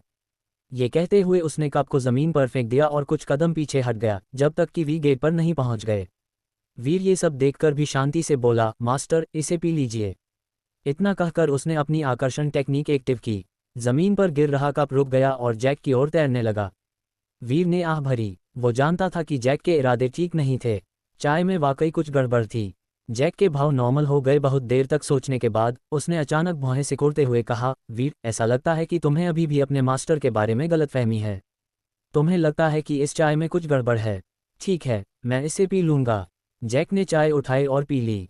फिर उसने कप जमीन पर फेंक दिया और असंतुष्ट होकर बोला, क्या ये ठीक है? संप्रदाय के लीडर ने मुझे उसने बात करने के लिए बुलाया है। अगर मैं देर से आया तो वो बुरा मान जाएंगे। अगर कोई और बात है तो बाद में बात करते हैं। इतना कहकर वो जाने के लिए मुड़ा। वीर की आंखें चमक उठीं और उसने अपना हाथ हिलाया। जैक के भाव बदल गए और वो जल्दी से पीछे हट गया, लेकिन उसके 5वें लेवल की तुलना वीर से कैसे की जा सकती थी। कुछ ही देर में वो जैक के पास पहुंच गया। उसकी आंखें चमक उठीं और उसने जैक की छाती पर मारा। इससे पहले जब जैक ने चाय पी तो उसे एहसास हुआ कि जैक ने सच में चाय नहीं पी थी, बल्कि उसे आध्यात्मिक ऊर्जा से घेर रखा था। उस थप्पड़ से जैक की आध्यात्मिक ऊर्जा बिखर गई और चाय तुरंत ही जैक के शरीर में घुल गई। जैक के चेहरे पर अचानक गुस्से की झलक दिखाई दी। उसने जल्दी से कहा, वीर, तुम क्या कर रहे हो? क्या तुम अपने मास्टर को मारना चाहते हो? अगर तुम मुझे मार दोगे तो नालंदा संप्रदाय तुम्हें माफ नहीं करेगा। वीर चुप रहा। उसने अपनी दूरदृष्टि भेजी और पाया कि चाय जैक के शरीर में पूरी तरह से घुल गई थी। फिर उसने महसूस किया कि चाय से तारों के टुकड़े जैक के सिर तक पहुंच रहे हैं। जैक को भी लगा कि कुछ गड़बड़ है, लेकिन इससे पहले कि वो कुछ बोल पाता, तार जैसी चीज उसके सिर तक पहुंच चुकी थी। जल्दी ही उसके चेहरे पर उभरी हुई उदासी दूर होने लगी। वीर ने जैक को घूर कर देखा और जल्द ही महसूस किया कि कुछ गड़बड़ है। जैक के भाव सुस्त लगने लगे। उसने थोड़ा सोचा, फिर शांति से कहा, मास्टर, मैं आपको मारने की कोशिश नहीं कर रहा हूँ, बल्कि आप मुझे मारने की कोशिश कर रहे हैं। लेकिन अगर आपने सच में चाय पी ली होती तो मैं ऐसा नहीं करता। जैक का उदास हो गया। उसने जल्दी से कहा, चाय नहीं पीनी चाहिए। वीर दंग रह गया। उसने कुछ देर तक ध्यान से जैक की जांच की, फिर पूछा, इसे क्यों नहीं पीना चाहिए? जैक ने उदास भाव से कहा, चाय में 3 धागे वाली नेमाटोड घास है। वीर की आंखें चमक उठीं। 3 धागे वाली नेमाटोड घास का क्या असर होता है? उसने पूछा। इसमें शराब पीने वाले इंसान को थोड़े वक्त के लिए कंट्रोल करने की क्षमता होती है। ये कठपुतलियां बनाने के लिए एक जरूरी होता है। वीर की आंखों में हत्या की मंशा झलक उठी। तुम क्यों चाहते थे कि मैं उस चाय को पी जाऊं? उसने पूछा। जब से मुझे पता चला कि तुम्हारे पास वो लॉकी हैं, मेरे दिल में कुछ शंक था, इसलिए मैंने तुम्हें अपना डिसाइपल बना लिया। सीधे तौर से मैं तुम्हें पहले लेवल तक ले जाना चाहता था ताकि मैं तुम पर सोल सर्चिंग टेक्निक का यूज़ कर सकूं, लेकिन मैंने तुम्हें पहले ही आध्यात्मिक ऊर्जा बिखरने वाली घास दे दी थी, इसलिए मुझे लगा कि पहले लेवल तक पहुंचने में तुम्हें 10 साल से ज़्यादा लगेंगे और मैंने वो विचार छोड़ दिया। और कॉम्पिटिशन में तुमने अचानक बहुत ताकत दिखाई, इसलिए मुझे लगा कि तुम्हारे पास वो लॉकी और भी ज़्यादा होंगी और दूसरे राज भी। मैं अपना लेवल भी बढ़ाना चाहता था, इसलिए मैंने तुम्हें ये चाय देने के बारे में सोचा। वीर ने गहरी सांस ली और पूछा, आध्यात्मिक ऊर्जा बिखरने वाली घास क्या है? इसके अलावा क्या आपने मेरे बारे में किसी और को बताया है? और आपने मुझ पर पहले इस 3 धागे वाली नेमाटोड घास का यूज़ क्यों नहीं किया? आध्यात्मिक ऊर्जा बिखराव घास का यूज़ आपके सभी लेवल को हटाने में मदद करने के लिए किया जाता है।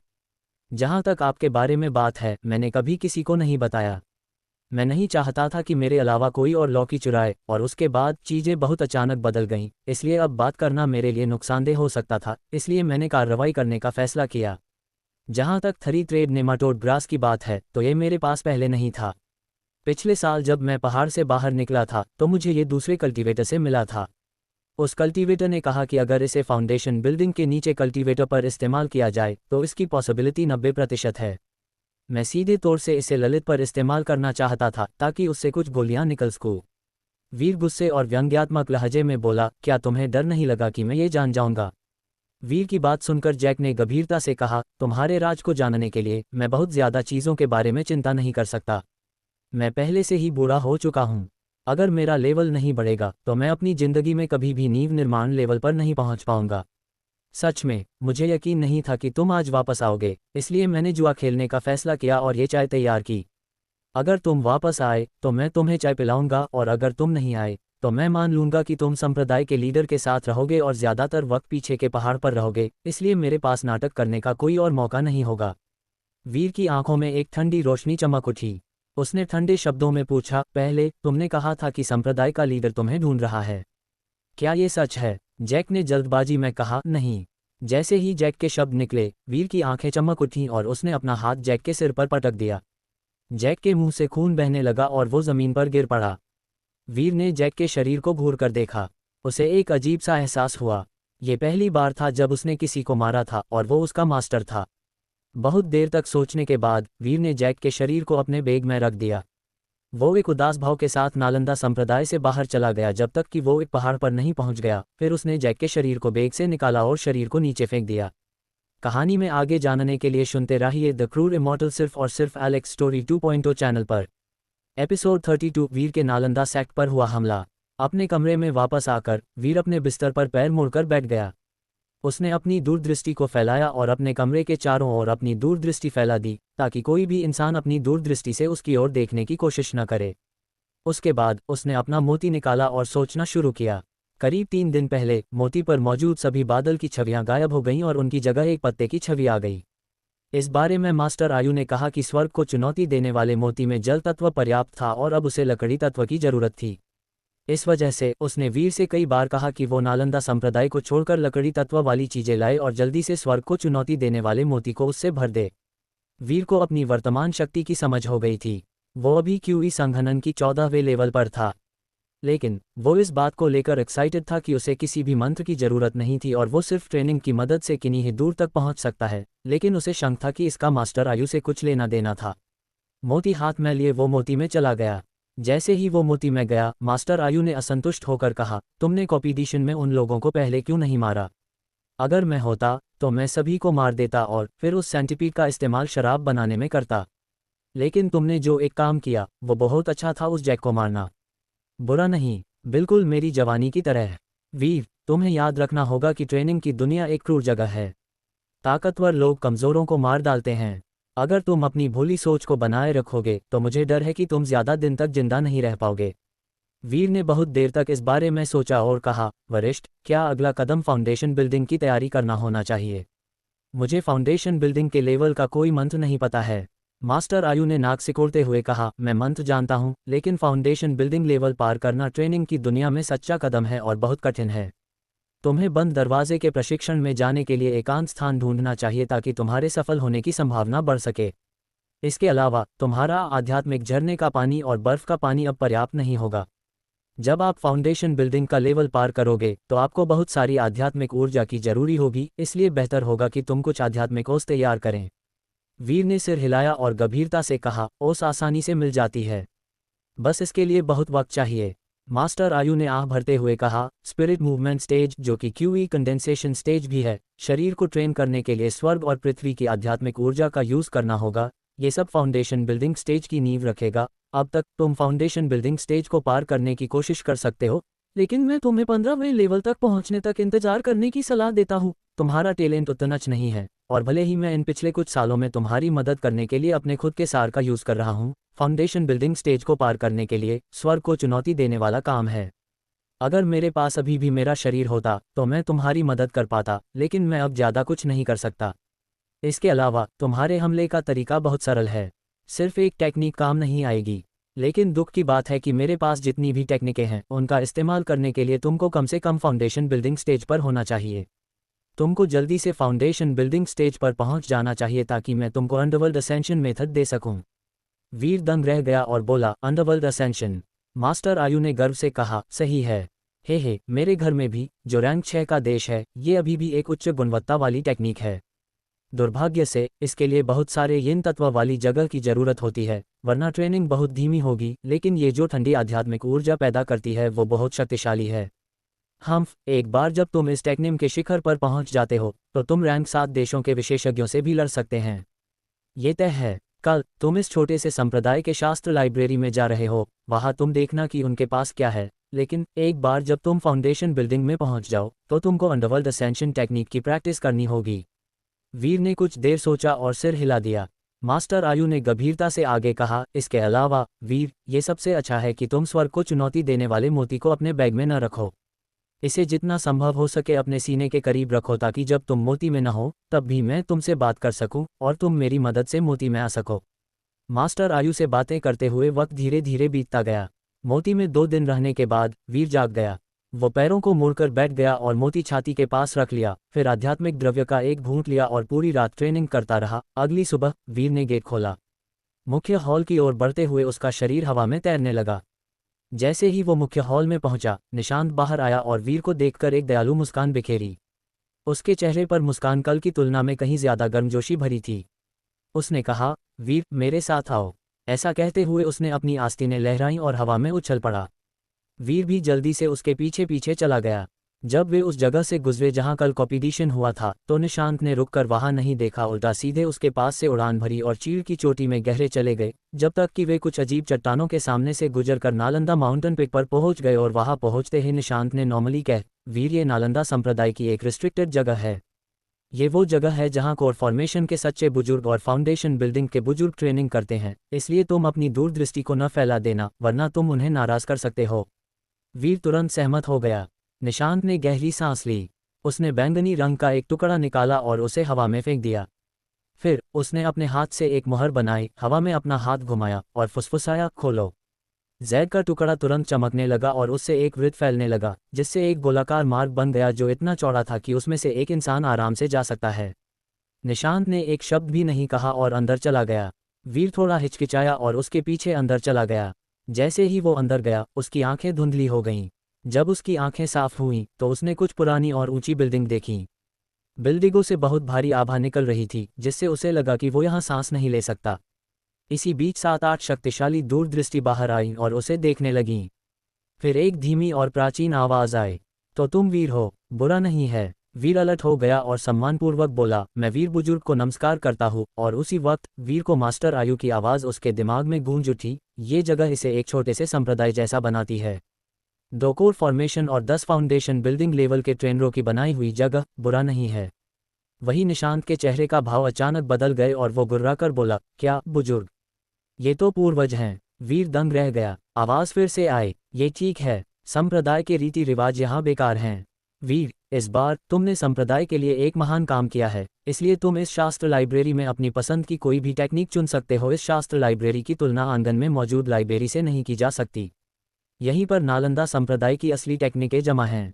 इस लाइब्रेरी के अंदर 10,000 से ज़्यादा टेक्निकें हैं।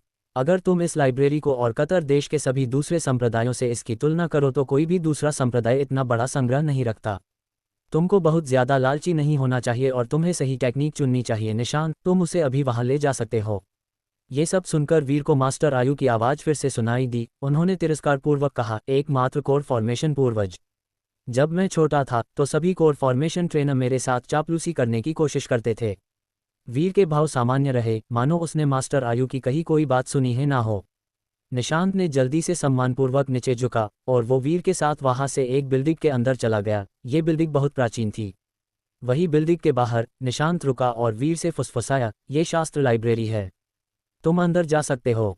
पहली मंजिल पर क्यूई कंडीशन लेवल की टेक्निकें हैं। तुम वहां चारों ओर देख सकते हो, लेकिन अपना ध्यान दूसरी मंजिल पर केंद्रित करो क्योंकि वहां नींव निर्माण लेवल की टेक्निकें हैं। मैं बाहर तुम्हारा इंतजार करूंगा। वीर थोड़ा घबराया हुआ था। उसने गहरी सांस ली और अंदर चला गया। इस बिल्डिंग में 4 मंजिलें थीं। पहली मंजिल पर हरे रंग के जेड के कई टुकड़े थे जो डेस्क पर तैर रहे थे और हरे रंग की रोशनी उत्सर्जित कर रहे थे। मास्टर आयु ने ये सब देखकर मजाक करते हुए कहा, देखने की कोई ज़रूरत नहीं है।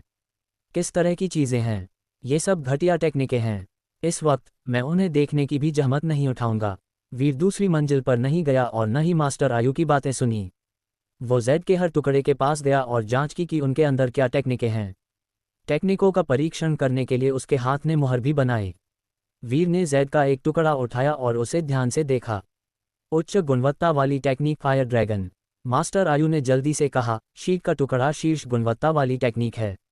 ये निम्न गुणवत्ता वाली अग्नि कंट्रोलिंग टेक्निक है। मेरी सोल फायर टेक्निक सच में एक उच्च गुणवत्ता वाली टेक्निक है। वीर दंग रह गया। उसने उसे नीचे रखा और दूसरा टुकड़ा उठा लिया। उच्च गुणवत्ता वाली टेक्निक पृथ्वी से बच निकलना। कचरा, बिल्कुल कचरा। जहां से मैं आता हूं वहां तुम इसे कहीं से भी ले सकते हो और वे इसे एक उच्च गुणवत्ता वाली टेक्निक कहने की हिम्मत करते हैं। मेरा 5 तत्व पलायन सच में एक उच्च गुणवत्ता वाली टेक्निक है। उच्च गुणवत्ता वाली टेक्निक विंड ब्लेड। ये अभी भी बकवास है। मैं हाउलिंग गेल को जानता हूँ। ये 100 गुना ज़्यादा शक्तिशाली है। 9 दिन की गड़गड़ाहट संरचना। ये सब बकवास क्या है? ये तो साफ तौर पर एक खराब थंडर टेक्निक है। इसे इतना शक्तिशाली नाम क्यों दिया गया? बकवास। इमॉर्टल परिवर्तन। ये दिलचस्प तो है लेकिन फिर भी बेकार है। मैं इससे भी बड़ा इमॉर्टल परिवर्तन जानता हूँ। ये 100 गुना ज़्यादा शक्तिशाली है। मास्टर आयु ने एक एक करके सभी टेक्निकों का मजाक उड़ाया, जिससे वीर और भी ज़्यादा उदास हो गया। आखिरकार वो इसे और बर्दाश्त नहीं कर सका और दूसरी मंजिल पर चला गया। दूसरी मंजिल पर बहुत ज़्यादा ज़ेड पत्थर नहीं थे, सिर्फ कुछ दर्जन ज़ेड पत्थर ही हवा में तैर रहे थे। मास्टर आयु ने आलस से कहा, ये सब घटिया क्वालिटी के हैं। इन्हें देखने की कोई ज़रूरत नहीं है। वीर ने व्यंग्यात्मक ढंग से मुस्कुराते हुए सोचा, आप रैंक 6 ट्रेनिंग देश से एक वरिष्ठ हैं, निश्चित रूप से इनमें से कोई भी टेक्निक आपके लिए पर्याप्त नहीं है।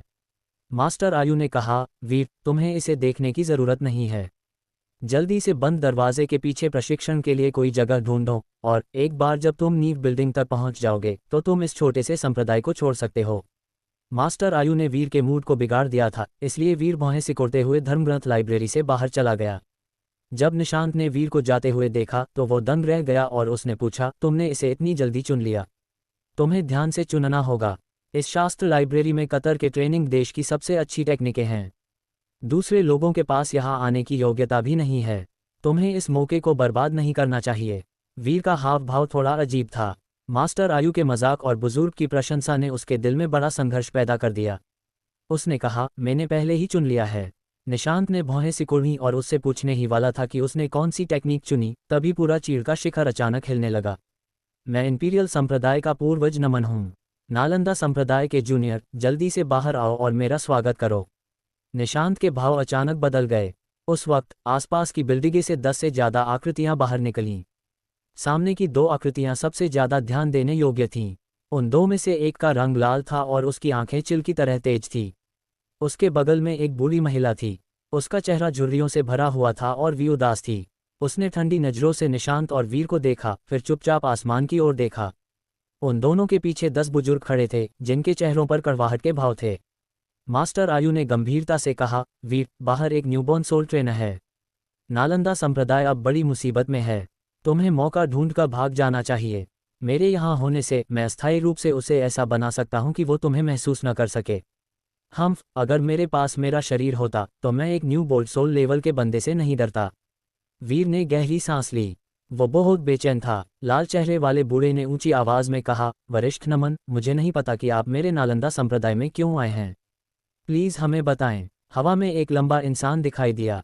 उसका चेहरा बहुत गरिमापूर्ण था और उसने धीमी आवाज में कहा, अगर ये 500 साल पहले होता तो मैं नालंदा संप्रदाय के रक्षा गठन से डरा हुआ होता, लेकिन अब इसे देखते हुए ये सिर्फ इतना ही है। जब मैं इस गठन को तोड़ दूंगा तो मैं तुमसे से बात करूंगा। इसके साथ ही उसने अपना हाथ हिलाया और एक छोटी सी काली पहाड़ी दिखाई दी। ये छोटी सी पहाड़ी हिलने लगी और हवा चलने लगी, जिससे जल्द ही एक विशाल बवंडर बन गया। उसने अपने दोनों हाथों ने एक मुहर बनाए और उसने कुछ मंत्र बोले। विशाल पहाड़ी जमीन की ओर गिर पड़ी। देवदार की चोटी और हैंगयू चोटी के बीच एक प्रकाश पर्दा दिखाई दिया। प्रकाश पर्दा एक अवतल कटोरे का आकार ले रहा था और हैंगयू संप्रदाय के लिए झटका रोक रहा था। 500 साल पहले के एक महान संप्रदाय से कम नहीं। इस रक्षात्मक गठन के पीछे कुछ उन्नत टेक्निकें थी। ये प्रभाव की शक्ति को चारों ओर फैला सकता था, लेकिन मुझे ये देखना होगा कि इसे बनाए रखने के लिए एक न्यूबॉर्न सोल लेवल के कल्टिवेटर के बिना ये मेरे कितने हमलों को झेल सकता है। पूर्वज नमन ने एक ठंडी मुस्कान के साथ हमला किया। उनका हाथ तेजी से चला और एक और विशाल बवंडर का निर्माण हुआ और फिर से नीचे गिरा। लाल चेहरे वाले आदमी का चेहरा पीला पड़ गया। उसने अपने सामने हवा में वार किया और एक दरार पैदा कर दी। वो तेजी से दरार में चला गया और उसके पीछे के लोग भी उसके पीछे चले गए। निशांत ने जल्दी से फुसफुसाते हुए कहा, वीरें, करीब से पीछा करो। ऐसा कहकर वो उछाला और दरार में चला गया। वीर ने एक कदम आगे बढ़ाया और उनके पीछे पीछे चला गया। उसी वक्त बवंडर फिर से नीचे आया। बवंडर के लाइट स्क्रीन से टकराने पर एक तेज गर्जना हुई। लाइट स्क्रीन से इंद्रधनुषी रंग की रोशनी चमक रही थी, जो मुश्किल से टिकी हुई थी। वीर दरार में घुस गया। दरार से बाहर निकलने के बाद वो फिर से पाइन पीक पर मंच पर दिखाई दिया। अभी लाल चेहरे वाला आदमी और बूढ़ी महिला 8 सफ़ेद जैद खंभों में से एक के ऊपर बैठे थे। उनके हाथों से कई अलग अलग मोहरें बनाई और कुछ जटिल मंत्रों का जप किया। दूसरे 6 सफ़ेद जैद खंभों पर 6 बुजुर्ग बैठे थे। उनमें से हर एक के चेहरे पर कड़वाहट और बेचैनी थी। बूढ़ी महिला ने कहा, निशांत, जल्दी से सभी इन डिसाइपल्स को यहाँ इकट्ठा करो। मेरे नालंदा संप्रदाय के सामने सबसे बड़ी आपदा यही है। इतना कहते हुए उसने सफ़ेद खंभे में एक मुंह भरकर ऊर्जा थूक दी। निशांत का शरीर कांप उठा। बिना कुछ बोले वो नालंदा पीक की ओर वापस पुल की ओर बढ़ गया। हम्फ, ये 2 हमलों को झेलने में सक्षम था। इस तीसरे हमले पर मुझे छोड़ दो। पूर्वज नम ने ठंडी सांस ली। उसने नेसेंट सोल एनर्जी से भरा मुंह छोटी पहाड़ी में थूक दिया और ये अपने आकार से 10 गुना बढ़ गया। पाइन पीक के ऊपर आसमान को कवर कर लिया। एक जोरदार धमाके के साथ सफ़ेद जैद खंभों में से एक टूट गया और सफ़ेद खंभे के ऊपर नींव की बिल्डिंग के बुजुर्ग के मुंह से खून बहने लगा और वो जमीन पर गिर गया। कहानी में आगे जानने के लिए सुनते रहिए द क्रूर इमॉर्टल सिर्फ और सिर्फ एलेक्स स्टोरी 2.0 चैनल पर। एपिसोड 33 वीर ने चुना नालंदा सेक्ट को। मेरे लिए तोड़ो तोड़ो तोड़ो। पूर्वज नमन के भाव गंभीर हो गए। विशाल बवंडर पहाड़ से टकराने के कारण उनके हाथ लगातार कांप रहे थे। आसपास के शहरों और गांवों के सभी लोग घर से बाहर आने से बहुत डर रहे थे, इसलिए वे अपने घरों में छिप गए। ज्यादा हिम्मत वाले लोगों ने अपनी खिड़कियों से बाहर देखा कि एक विशाल पहाड़ हवा में तैर रहा था, जो लगातार नीचे गिर रहा था। एक और सफ़ेद जेड टूट गया और फाउंडेशन बिल्डिंग के लेवल का एक बुजुर्ग के मुंह से खून निकला और वो नीचे गिर गया। पूर्वज नमन ने एक बैंगनी लौकी निकाली। उसके हाथ ने एक मुहर बनाए और उसने कुछ मंत्र बोले। लौकी कांपने लगी और उसमें से लाल तरल पदार्थ निकला। जैसे ही तरल पदार्थ दिखाई दिया, उसमें आग लग गई और उसने बवंडर को घेर लिया। वही पूर्वज नमन ने दहाड़ लगाए और जलते हुए बवंडर को नीचे गिरा दिया। धमाके के साथ प्रकाश स्क्रीन पर कई दरारें दिखाई दीं और फैलने लगीं। 2 और सफ़ेद जेड टूट गए और 2 और बुजुर्ग नीचे गिर गए। 8 सफ़ेद खंभों में से सिर्फ 4 ही बचे थे। 2 कोर फॉर्मेशन एल्डर्स के अलावा 2 फाउंडेशन बिल्डिंग एल्डर्स के चेहरे पूरी तरह से राख से धुंधले थे और उनके शरीर कांप रहे थे। वे अपनी सीमा तक पहुंच चुके थे। निशांत पहले ही सभी इन डिसाइपल्स को यहाँ ले आया था। उन सभी के चेहरे सदमे और डर से भरे हुए थे। जे भी उनमें से एक था। उसका चेहरा अभी भी पीला था, लेकिन पहले से बहुत बेहतर था। जब उसने वीर को देखा तो वो उसके पास गया और हैरान होकर आकाश की ओर देखने लगा। पूर्वज नमन का चेहरा काला पड़ गया था। इस रक्षा संरचना की ताकत उसकी उम्मीद से कहीं ज्यादा थी। वो जानता था कि ये संरचना पूरी तरह से शक्तिशाली नहीं थी। अगर इसे कंट्रोल करने वाला कोई न्यूबॉर्न सोल कल्टिवेटर होता तो ये बहुत ज़्यादा शक्तिशाली होती। अभी ये संरचना सिर्फ बचाव कर सकती है और कुछ नहीं कर सकती, लेकिन अगर यहाँ कोई न्यूबॉर्न सोल कल्टिवेटर होता तो उसकी शक्ति भयानक होती। जब लाल चेहरे वाले बुजुर्ग ने अपने फाउंडेशन बिल्डिंग जूनियर को एक एक करके गिरते देखा तो उसका दिल निराशा से भर गया और वो चिल्लाया, वरिष्ठ, आपके इंपीरियल संप्रदाय का हमारे नालंदा संप्रदाय के साथ हमेशा अच्छा रिश्ता रहा है। क्या आप वाकई हम सभी को मारना चाहते हैं? पूर्वज नमन ने नाक सिकोड़ते हुए कहा, लकी, तुम 500 साल पहले सिर्फ जूनियर थे, लेकिन अब तुम नालंदा संप्रदाय के मुख्य सदस्य बन गए हो और अब तुम कोर फॉर्मेशन तक भी पहुंच गए हो। इस फॉर्मेशन को नष्ट करना शर्म की बात है। अगर तुम इसे खुद खोलोगे तो तुम सबके लिए चीज़ें आसान हो जाएंगी। कोर फॉर्मेशन विशेषज्ञ लकी हिचकिचाया, तभी वो बूढ़ी महिला गुस्से से चिल्लाई, वरिष्ठ पूर्वज नमन, मैं तुम्हारी बात नहीं मान सकती।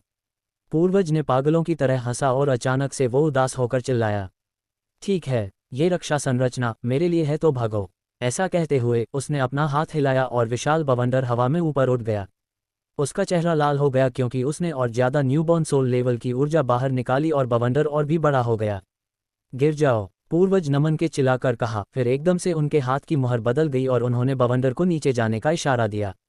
विशाल बवंडर जैसे ही थोड़ा और नीचे की ओर बढ़ा, भिनभिनाने जैसी आवाजें निकलने लगीं। एक कर्कश आवाज के साथ प्रकाश स्क्रीन में दरारें बढ़ गईं और एक और सफ़ेद खंभा टूट गया, जिससे फाउंडेशन बिल्डिंग का एक और बुजुर्ग गिर गया। विशाल बवंडर 1 इंच और नीचे गिरा और फाउंडेशन बिल्डिंग का आखिरी बुजुर्ग भी खांसते हुए मुंह से खून निकालकर नीचे गिर पड़ा। पूर्वज नमन की चीख के साथ विशाल बवंडर नीचे की ओर दबा और 3 इंच नीचे धंस गया। चील की चोटी हिल गई। एक भयंकर गर्जना के साथ पूरा पहाड़ दर्जनों मीटर जमीन में धंस गया। नालंदा संप्रदाय से जुड़ा पत्थर का पुल आधा टूटकर चट्टान से नीचे गिर गया।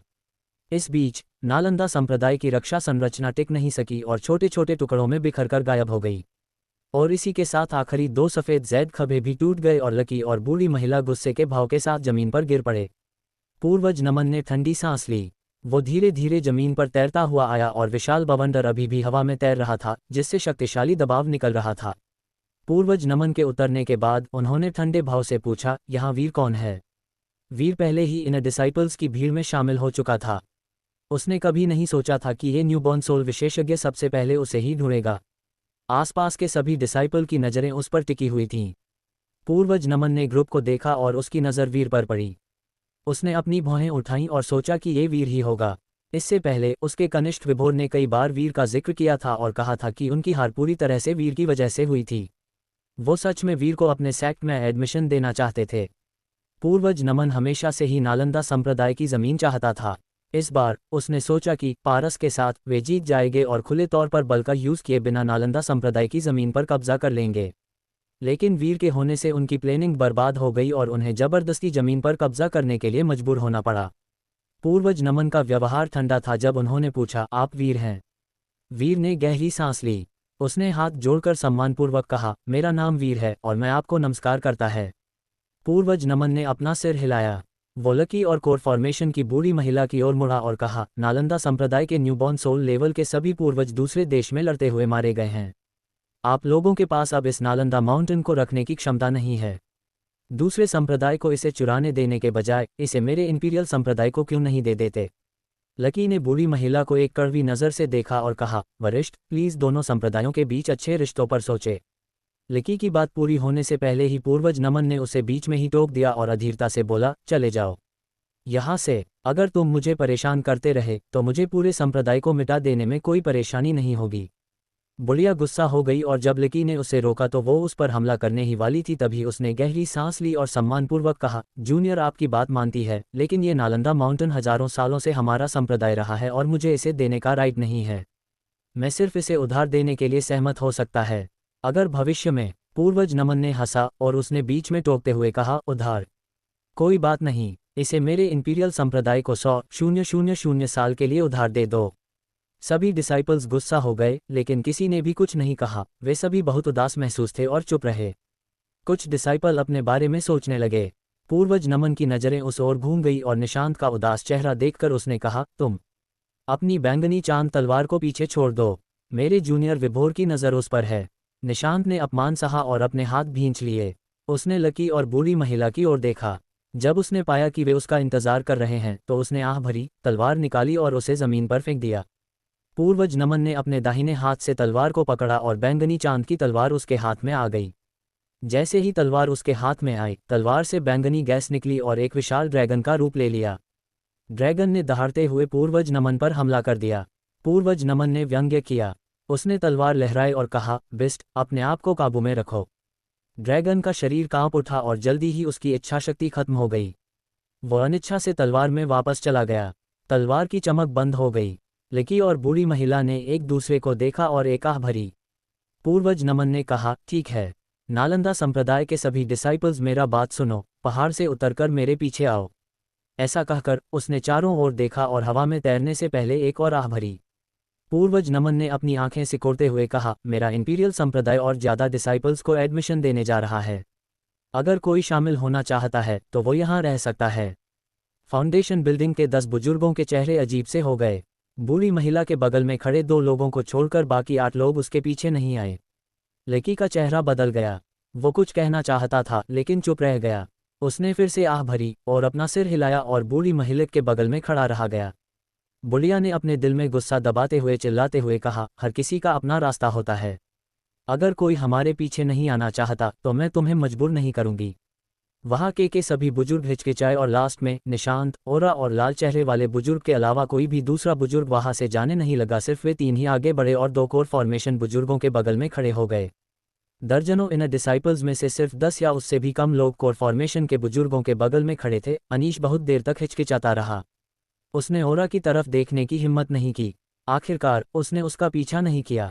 चिरू थोड़ी देर के लिए हिचकिचाई लेकिन उनका पीछा नहीं किया।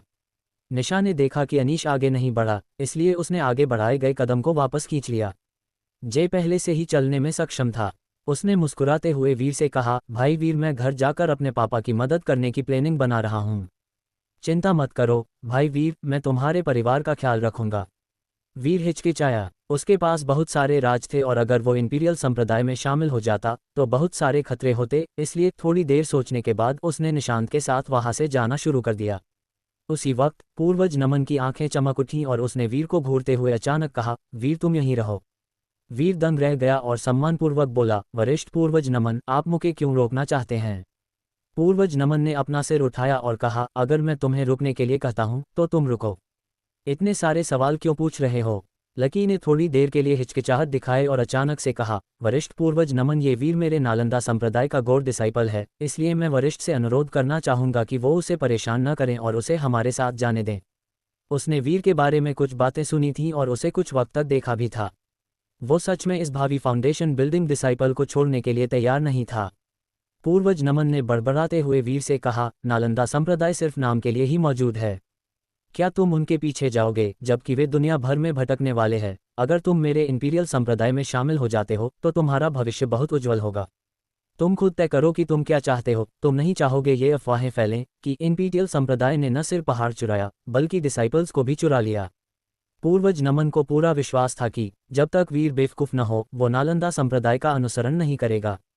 वीर ने थोड़ा सोचा, बिना कुछ बोले उसने अपने हाथ जोड़े, हवा में उठा और निशांत के बगल में खड़ा हो गया। पूर्वज नमन की आंखें चमक उठीं। कृतघ्न बच्चा, उसने कहा। लकी और बूढ़ी महिला ने वीर को सोच समझकर देखा। वे थोड़ी देर और इंतजार करते रहे, लेकिन नालंदा संप्रदाय के सभी डिसाइपल्स को सिर झुकाए देखकर बूढ़ी महिला ने आह भरी और कहा, ठीक है, चलो चलते हैं। ऐसा कहकर वो दूर उड़ गई। दूसरे 10 लोग भी कटु भाव से उसके पीछे पीछे चले। नालंदा संप्रदाय के लोगों ने 2 कोर फॉर्मेशन बुजुर्गों का अनुसरण किया और बेघर कुत्तों की तरह नालंदा संप्रदाय से दूर भाग गए। रास्ते भर किसी ने एक शब्द भी नहीं कहा। गुस्से के अलावा वे उदास भी थे। काफी देर तक उड़ान भरने के बाद, जब तक आकाश में अंधेरा नहीं हो गया, लकी और बूढ़ी महिला ने थोड़ी देर तक बहस की, फिर एक पहाड़ के किनारे उतर गए। बूढ़ी महिला ने आह भरी। उसने अपने आसपास के लोगों को देखा। फाउंडेशन बिल्डिंग के 2 बुजुर्गों के अलावा बाकी सभी लोग क्यू कंडेंसेशन स्टेज पर थे। निशांत की पीढ़ी के सिर्फ 4 लोग और वीर की पीढ़ी के 12 लोग थे। वो कड़वी मुस्कान के साथ मुस्कुराए और खुद को शांत करने के लिए मजबूर किया।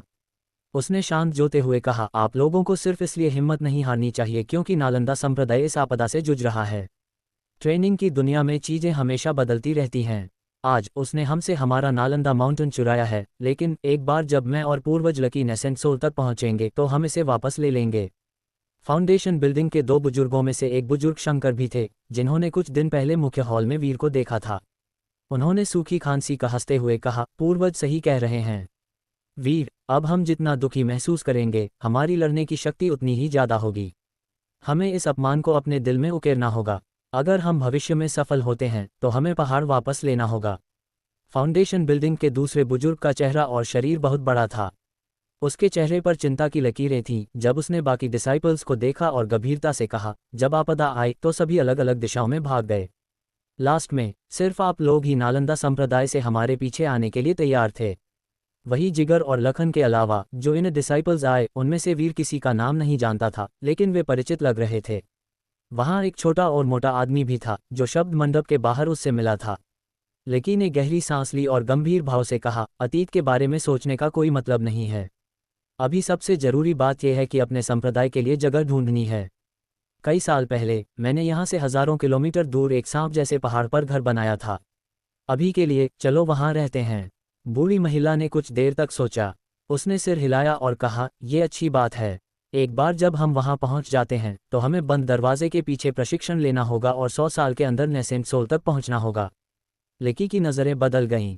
उन्होंने फाउंडेशन बिल्डिंग के 2 बुजुर्गों से कहा, शंकर और लखन तुम दोनों पहरा दो, जबकि मैं और पूर्वज संरचना को बनाए रखने में इस्तेमाल की गई आध्यात्मिक ऊर्जा को पुनः प्राप्त करते हैं। फिर हम तुम सभी को तेजी से आगे बढ़ने के लिए ले जा सकते हैं। शंकर और लखन ने तुरंत वैसा ही किया जैसा उन्हें बताया गया था। लकी ने हरे जैद के कुछ टुकड़े निकाले। उसने उन्हें हवा में उछाला और वे हरे रंग की रोशनी उत्सर्जित करने लगे। उन्होंने अपने हाथ से कुछ मोहरें बनाईं और हरा जैद अचानक हिल गया और हरे रंग की रोशनी का एक गुंबद बना जिसने 20 मीटर के दायरे में सब कुछ ढक गया। उसके बाद वो पैर मोड़कर बैठ गया और अपने हाथ में एक स्पिरिट स्टोन लेकर ट्रेनिंग करने लगा। बूढ़ी महिला ने भी वैसा ही किया और अपनी आध्यात्मिक ऊर्जा को पुनः प्राप्त करने के लिए ट्रेनिंग करने लगी। कहानी में आगे जानने के लिए सुनते रहिए द क्रूर इमॉर्टल सिर्फ और सिर्फ एलेक्स स्टोरी 2.0 चैनल पर। एपिसोड 34 वीर पहुंचा खंडक गुफा में। निशांत ने अपने बैग को छुआ और गंभीर भाव से नालंदा संप्रदाय की ओर देखा। ओरा उसके पास से खड़ा था। उसने वीर को देखते हुए नॉर्मली बोला, संप्रदाय लीडर, एक वक्त आएगा जब हम नालंदा पहाड़ को वापस ले लेंगे। निशांत ने कड़वी मुस्कान के साथ कहा, बैंगनी चांद तलवार मुझे पूर्वज लकी ने दी थी जब मैं संप्रदाय का लीडर बना था। मैंने उनसे कहा था कि जब तक तलवार रहेगी मैं वहां रहूंगा, लेकिन अब अफसोस। मोहन नाम के लाल चेहरे वाले बुजुर्ग ने उदास होकर कहा, संप्रदाय लीडर, इंपीरियल संप्रदाय में एक न्यूबॉर्न सोल कल्टिवेटर था। उससे न लड़ना ही सही बात थी। इस तरह की चीज़ों के बारे में पछतावा महसूस करने की कोई ज़रूरत नहीं है। ट्रेनिंग की दुनिया हमेशा से ऐसी ही रही है। जब नालंदा संप्रदाय शक्तिशाली था तब हमने भी यही किया था। निशांत ने चुपके से आह भरी और एक शब्द भी नहीं कहा। वीर कोने में पैर मोड़कर बैठ गया और नालंदा पहाड़ को देखने लगा। ये सब बहुत जल्दी हुआ और वो अभी भी सदमे में था, लेकिन उसे सबसे ज्यादा अपने माँ और पापा की चिंता थी। कुछ देर सोचने के बाद भी वो अपनी चिंताओं को दूर नहीं कर पाया। उसे डर था कि इंपीरियल संप्रदाय के लोग बदला लेने के लिए उसके माँ और पापा को ढूंढ लेंगे। ये सोचते हुए वीर की आंखों में एक ठंडी रोशनी दिखाई दी। लेकिन वो लोगों को मारना नहीं चाहता था, लेकिन अगर वे उसके माँ और पापा को चोट पहुंचाना चाहते थे तो उसे उन्हें मारने में कोई तकलीफ नहीं होगी। मास्टर आयु ने गर्व से हंसते हुए कहा, यह सही तरीका है वीर। हे तुम्हें बहुत पहले ही ऐसा कर लेना चाहिए था। इससे सिर्फ लोगों की जान जा रही है, इसमें बड़ी बात क्या है। मेरे पास लोगों के मरने की कामना करने के 10,000 तरीके हैं। वीर ने भौहें सिकोड़ी और मास्टर आयु से कहा, लोगों को मारना इस परेशानी का हल नहीं है। अगर मैं एक को मारूंगा तो दूसरा पैदा हो जाएगा, जब तक मैं इंपीरियल संप्रदाय के सभी डिसाइपल्स को न मार दूं। मास्टर आयु उसे उकसाने की कोशिश करता रहा। इसमें इतनी मुश्किल क्या है। मैं तुम्हें एक टेक्निक सिखाऊंगा, कठपुतली टेक्निक। फिर तुम किसी को पकड़ सकते हो और उसे एक वफादार कठपुतली में बदल सकते हो। कैसा रहेगा? इससे तुम चिंता मुक्त रह पाओगे। जैसे ही मास्टर आयु ने बोलना खत्म किया, तलवार मंडप से मोटा लड़का वीर के पास आया और उसके बगल में बैठ गया। उसने व्यंग्यात्मक ढंग से मुस्कुराते हुए कहा, गौर वरिष्ठ भाई, मेरा नाम हर्ष है। भविष्य में प्लीज यहाँ जूनियर का ख्याल रखना। वीर ने उसकी ओर देखा, लेकिन इससे पहले कि वो जवाब दे पाता, मिहिर नाम का काले कपड़े वाला डिसाइपल आया और बोला, हर्ष, अगर आपके पास वक्त है तो आपको किसी से अपना ख्याल रखने के लिए कहने के बजाय ज़्यादा ट्रेनिंग करनी चाहिए। हर्ष ने व्यंग्यात्मक ढंग से मुस्कुराते हुए कहा, संप्रदाय खत्म हो गया है। बचे हुए इनर डिसाइपल्स में वरिष्ठ भाई वीर सबसे मजबूत हैं। चाहे मैं कितनी भी ट्रेनिंग कर लूँ, मैं उन्हें हरा नहीं पाऊंगा, इसलिए मैं उनका अधीनस्थ ही रह सकता हूँ। मिहिर ने मुड़कर वीर की ओर देखा। उसे याद आया कि जब वो 3 डिसाइपल्स को संप्रदाय में शामिल होने के लिए परीक्षण के लिए पहाड़ पर ले गया था। उसने चुपके से आह भरी और कहा, वीर, तुम्हारी प्रगति सच में अप्रत्याशित है। मैं सच में तुम्हारी प्रशंसा करता हूँ। वीर ने एक व्यंग्यात्मक मुस्कान छोड़ी, लेकिन कुछ भी कहने में असमर्थ था। उसके मन में हमेशा मिहिर के लिए बहुत सम्मान था। मिहिर संप्रदाय के उन कुछ इनर डिसाइपल्स में से एक था जिसने न सिर्फ कभी उसका मजाक उड़ाया बल्कि उसका उत्साहवर्धन भी किया। वही लखन तीनों की ओर बढ़ा और अपनी भौहें सिकोड़ते हुए कहा, मिहिर, हमने कई सालों से एक दूसरे को नहीं देखा है और तुम आखिरकार 6वें लेवल पर पहुंच गए हो। क्या तुम्हें अभी भी 10 साल पहले का वादा याद है? मिहिर की आंखें चमक उठीं। उसने लखन को घूरते हुए कहा, बेशक मुझे याद है। लखन ने आह भरी। वो वीर के बगल में बैठ गया, फिर वीर के कंधे को थपथपाया और कहा, वीर, नालंदा संप्रदाय सिर्फ नाम के लिए ही मौजूद है। अगर तुम इंपीरियल संप्रदाय में रहे होते तो हमारे साथ यहाँ आने से कहीं बेहतर भविष्य होता। ऐसा कहकर उसने मिहिर की ओर कड़वी मुस्कान के साथ कहा, मिहिर, तुम्हारा जिद्दी स्वभाव अभी भी वैसा ही है जैसा पहले था। जब संप्रदाय था और अब वो अस्तित्व में ही नहीं है, तो उस 10 साल के वादे का क्या मतलब है? आह! वीर ने लखन की ओर देखा। उसने लखन से दूर जाने के लिए अपना कंधा हिलाया और कहा, क्या बड़े भाई लखन भी इंपीरियल संप्रदाय में नहीं रहे? लखन ने अपना सिर हिलाया और कहा, मुझे बड़ा भाई मत कहो। रूल्स के हिसाब से मुझे तुम्हें बड़ा भाई कहना चाहिए। हे, अगर मैं वहां रहता तो मेरा कोई भविष्य नहीं होता, क्योंकि मैंने इंपीरियल संप्रदाय में बहुत से लोगों को नाराज किया है। ये सुनकर मिहिर ने ठंडे स्वर में कहा, आपने न सिर्फ इंपीरियल संप्रदाय के लोगों को नाराज किया है, बल्कि आपने नालंदा संप्रदाय के भी बहुत से लोगों को नाराज किया है। लखन ने अपना सिर उठाया। उसने मिहिर की ओर देखा और आह भरी। जूनियर भाई मिहिर, कोर डिसाइपल बनने से पहले मैं एक बहुत ही बेकार इंसान था, लेकिन वो अतीत की बात है। अब इसके बारे में बात करने का क्या फ़ायदा है? उस साल कोर डिसाइपल के लिए सिर्फ एक ही स्लॉट था और मुझे मदद करनी थी। मैं आपसे माफ़ी मांगता हूँ जूनियर भाई मिहिर।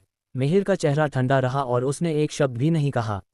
उस साल कोर डिसाइपल स्लॉट के लिए कॉम्पिटिशन के दौरान वो लखन के रिश्तेदारों में से एक के खिलाफ था। लड़ाई से पहले लखन ने उसे घायल कर दिया, जिससे वो लड़ाई हार गया। लखन ने उससे कहा कि उसे यकीन नहीं है कि वे 10 साल बाद भी लखन को दोबारा लड़ने के लिए ढूंढ पाएंगा।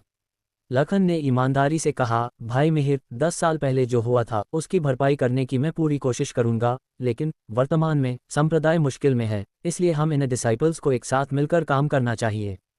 5वें लेवल के नीचे के डिसाइपल्स को भूल जाओ। हम चारों में से हर्ष 5वें लेवल पर है, मिहिर 6वें लेवल पर है और मैं 8वें लेवल पर हूँ। तो वीर, आप किस लेवल पर हैं? वीर ने देखा कि हर कोई उसकी ओर देख रहा है। उसने थोड़ा सोचा, फिर ईमानदारी से जवाब दिया, क्यूई कंडेंसेशन के 14वें लेवल पर। जैसे ही ये शब्द कहे गए, उसके बगल में बैठे तीनों लोगों ने ठंडी सांस ली। वे सभी जानते थे कि वीर मजबूत है, लेकिन उन्हें उम्मीद नहीं थी कि वो इतना मजबूत होगा। लखन का मुंह सूख गया। वो व्यंगपूर्वक मुस्कुराया और बोला, बधाई हो बड़े भाई वीर, आप जल्द ही फाउंडेशन बिल्डिंग स्टेज पर पहुंच जाएंगे। जब ऐसा होगा तो मुझे आपको अंकल वीर कहना पड़ेगा।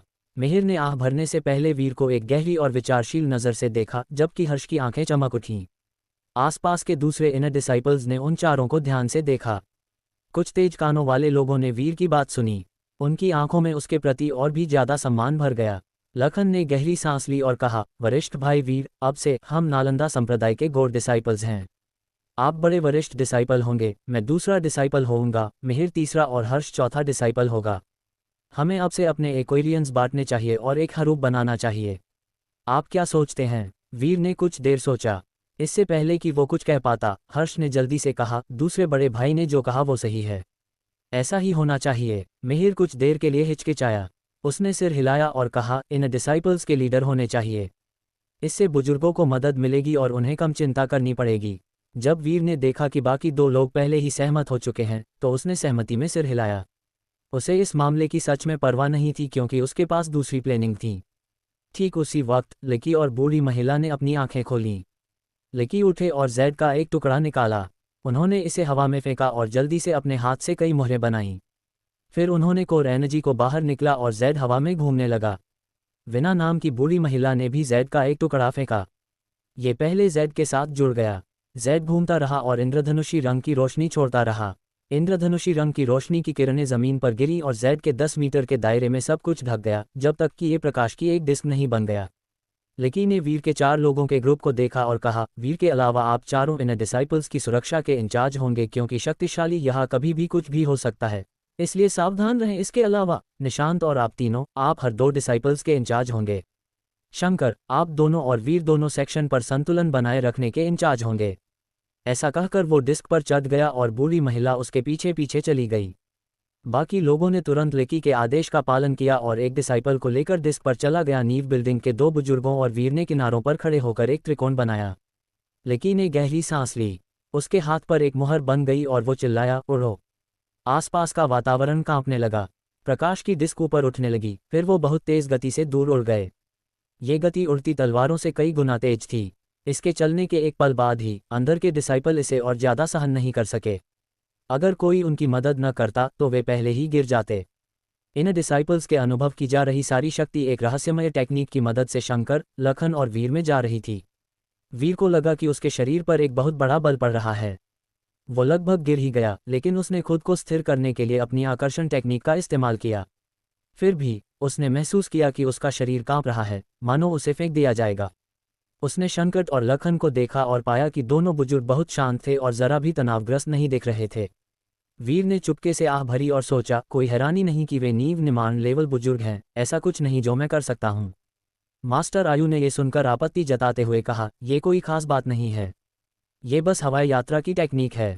जब मैंने हवाई यात्रा की टेक्निक का इस्तेमाल किया था तो मैं 10,000 लोगों को ले जा सकता था और संतुलन बनाए रखने के लिए लोगों की ज़रूरत नहीं थी। वीर को समझ नहीं आया कि वो हंसे या रोए। उसने कहा, हर बार खुद की तुलना करने की कोई ज़रूरत नहीं है। मैं पहले से ही जानता हूं कि आप शक्तिशाली हो। मास्टर ने नाक सिकोड़ते हुए कहा, जब मेरे पास मेरा शरीर था तो मैं तुम्हारे जैसे जूनियर से भी बात नहीं करता था। अगर ये बात न होती कि तुम ही एकलौते इंसान हो जो मेरी बात सुन सकते हैं, तो मैं तुमसे बात भी नहीं करता। कुछ ही देर बाद प्रकाश डिस्क की गति और भी तेज हो गई। वीर मुश्किल से अपने शरीर को स्थिर रख पा रहा था। तभी अचानक उनके सामने एक काला बादल आ गया। ये काला बादल बहुत अजीब था। बादल के अंदर रोशनी चमक रही थी और इसकी गति भी बहुत तेज थी। ऐसा लग रहा था कि ये प्रकाश डिस्क से टकराने वाला है। लकी का चेहरा उतर गया और उसने कहा, शंकर, लखन और वीर, तुम तीनों अपने आप को स्थिर रखो। ऐसा कहते हुए उसने एक गहरी सांस ली और एक मुहर बनाई। प्रकाश डिस्क थोड़ी देर के लिए रुकी, फिर तेजी से काले बादलों के चारों ओर एक चाप में घूम गई। प्रकाश डिस्क के अचानक रुकने और चलने से बोर्ड पर मौजूद सभी लोगों पर बहुत ज्यादा दबाव पड़ा। लगभग सभी लोग नीचे गिर गए। कुछ इनर डिसाइपल तो उड़ भी गए और उनमें से एक वीर की दिशा में उड़ गया। वीर पहले से ही अपने शरीर को स्थिर रखने में परेशान था। अचानक रुकने और शुरू होने के कारण बल के विस्फोट ने उसके शरीर को अस्थिर कर दिया और उसे पीछे की ओर जाने के लिए मजबूर कर दिया। उसकी छाती पर रहस्यमयी मोती से एक ठंडी ऊर्जा निकली और उसके शरीर में चली गई। ऊर्जा के उसके शरीर से होकर गुजरने के बाद वो डिस्क पर स्थिर होने में कामयाब रहा। जैसे ही वो डिसाइपल जो वाहा के कारण बाहर फेंक दिया गया था, वीर के सामने पहुंचा, उसने उस डिसाइपल के चेहरे पर डर का भाव देखा। बिना कुछ कहे वीर ने उस डिसाइपल का हाथ पकड़ लिया और उसे घुमाते हुए वापस डिस्क में फेंक दिया। ये सब करने के बाद उसने एक सांस छोड़ी। उसे पता था कि वो ठंडी ऊर्जा मास्टर आयु की थी। जब वो मास्टर आयु को धन्यवाद देने वाला था तो उसने काले बादल से एक आवाज़ सुनी, नालंदा संप्रदाय के साथी ट्रेनरो, क्या आप सभी मेरे इंपीरियल संप्रदाय के पूर्वज नमन से मिले थे? वीर ने अपना सिर घुमाया। उसने काले बादल से एक विशालकाय सेंटीपीड को बाहर आते देखा। सामने बुजुर्ग विभोर थे और उनके पीछे 7 या 8 लोग थे जो उन पर व्यंग्य कर रहे थे। उनमें से 3 ने शक्तिशाली आभा छोड़ी और लकी और बूढ़ी महिला को ठंडी नजरों से देखा। अभी जो आदमी बोल रहा था वो 3 शक्तिशाली लोगों में से एक काले चेहरे वाला आदमी था। लकी का चेहरा बहुत गंभीर था। उसने एक शब्द भी नहीं कहा और जल्दी से प्रकाश डिस्क को और भी तेजी से उड़ाया। बिना अपना सिर घुमाए ही काले बादल से दूर आ गया। जल्द ही बड़ा काला बादल आसमान में सिर्फ एक काला धब्बा बनकर रह गया। काफी वक्त बाद जमीन पर नज़ारा बदलने लगा। रेगिस्तान के कुछ हिस्से दिखने लगे। प्रकाश की डिस्क कुछ देर तक उस जगह के चक्कर लगाती रही जैसे कि वो कुछ ढूंढ रही हो। अचानक वो नीचे की ओर उतरते हुए तेजी से बढ़ी और एक पहाड़ की चोटी पर पहुंची और धीरे धीरे उस पर उतर गई। जैसे ही प्रकाश की डिस्क जमीन पर गिरी, सभी डिसाइपल्स जमीन पर गिर पड़े और उल्टी करने लगे। उनके चेहरे बहुत पीले पड़ गए थे। वीर को भी बहुत चक्कर आ रहा था और उसकी छाती जकड़ी हुई थी। लकी ने एक मुहर बनाई जिससे पूरा पहाड़ हिल गया और पहाड़ में एक दरार दिखाई दी। बिना कुछ कहे लकी दरार में कूद गया। पूर्वज विना इधर उधर देखकर उसके पीछे अंदर चली गई। बाकी लोग भी बुजुर्गों की मदद से दरार में घुस गए। जब वे सब अंदर घुस गए तो दरार धीरे धीरे बंद हो गई। जैसे ही वीर अंदर गया तो उसने अपनी दूरदृष्टि से पूरी गुफा को छान मारा और पाया कि वहां कुछ पत्थर के कमरों को छोड़कर कुछ भी नहीं था।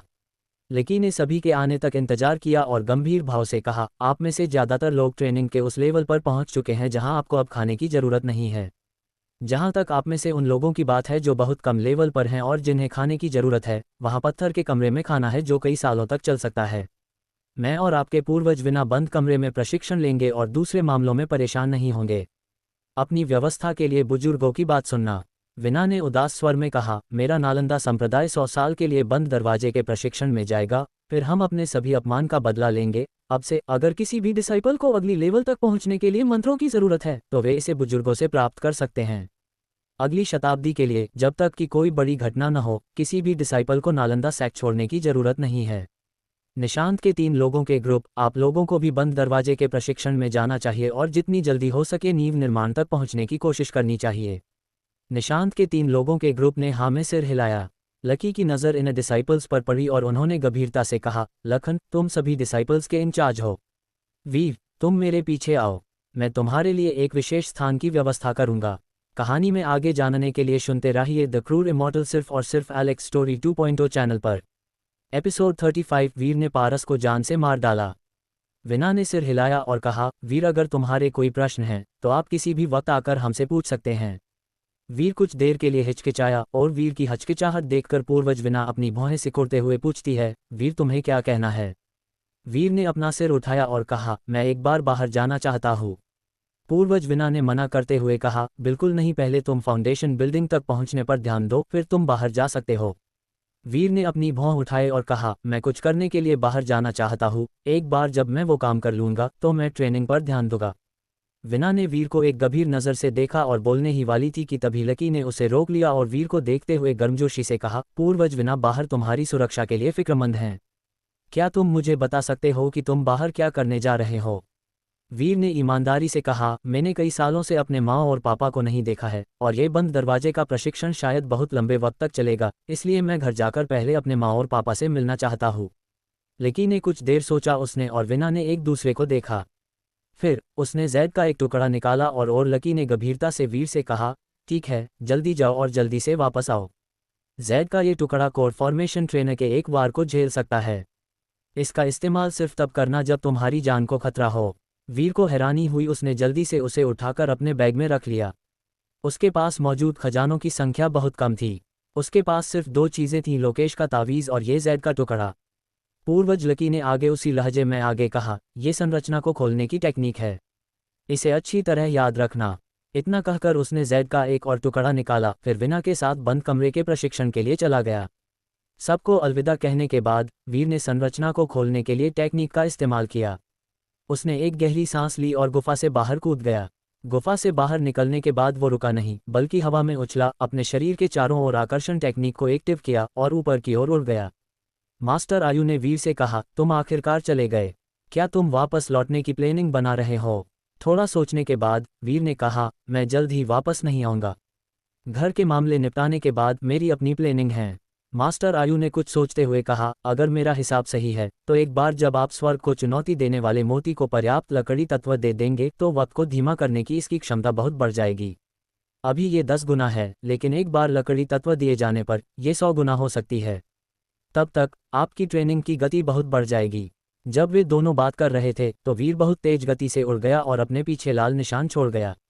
एक दिन बाद वो नालंदा संप्रदाय की ईस्ट माउंटेन की ओर चला गया। उसे ध्यान आकर्षित करने का डर था, इसलिए उसने अपनी स्पीड धीमी कर दी।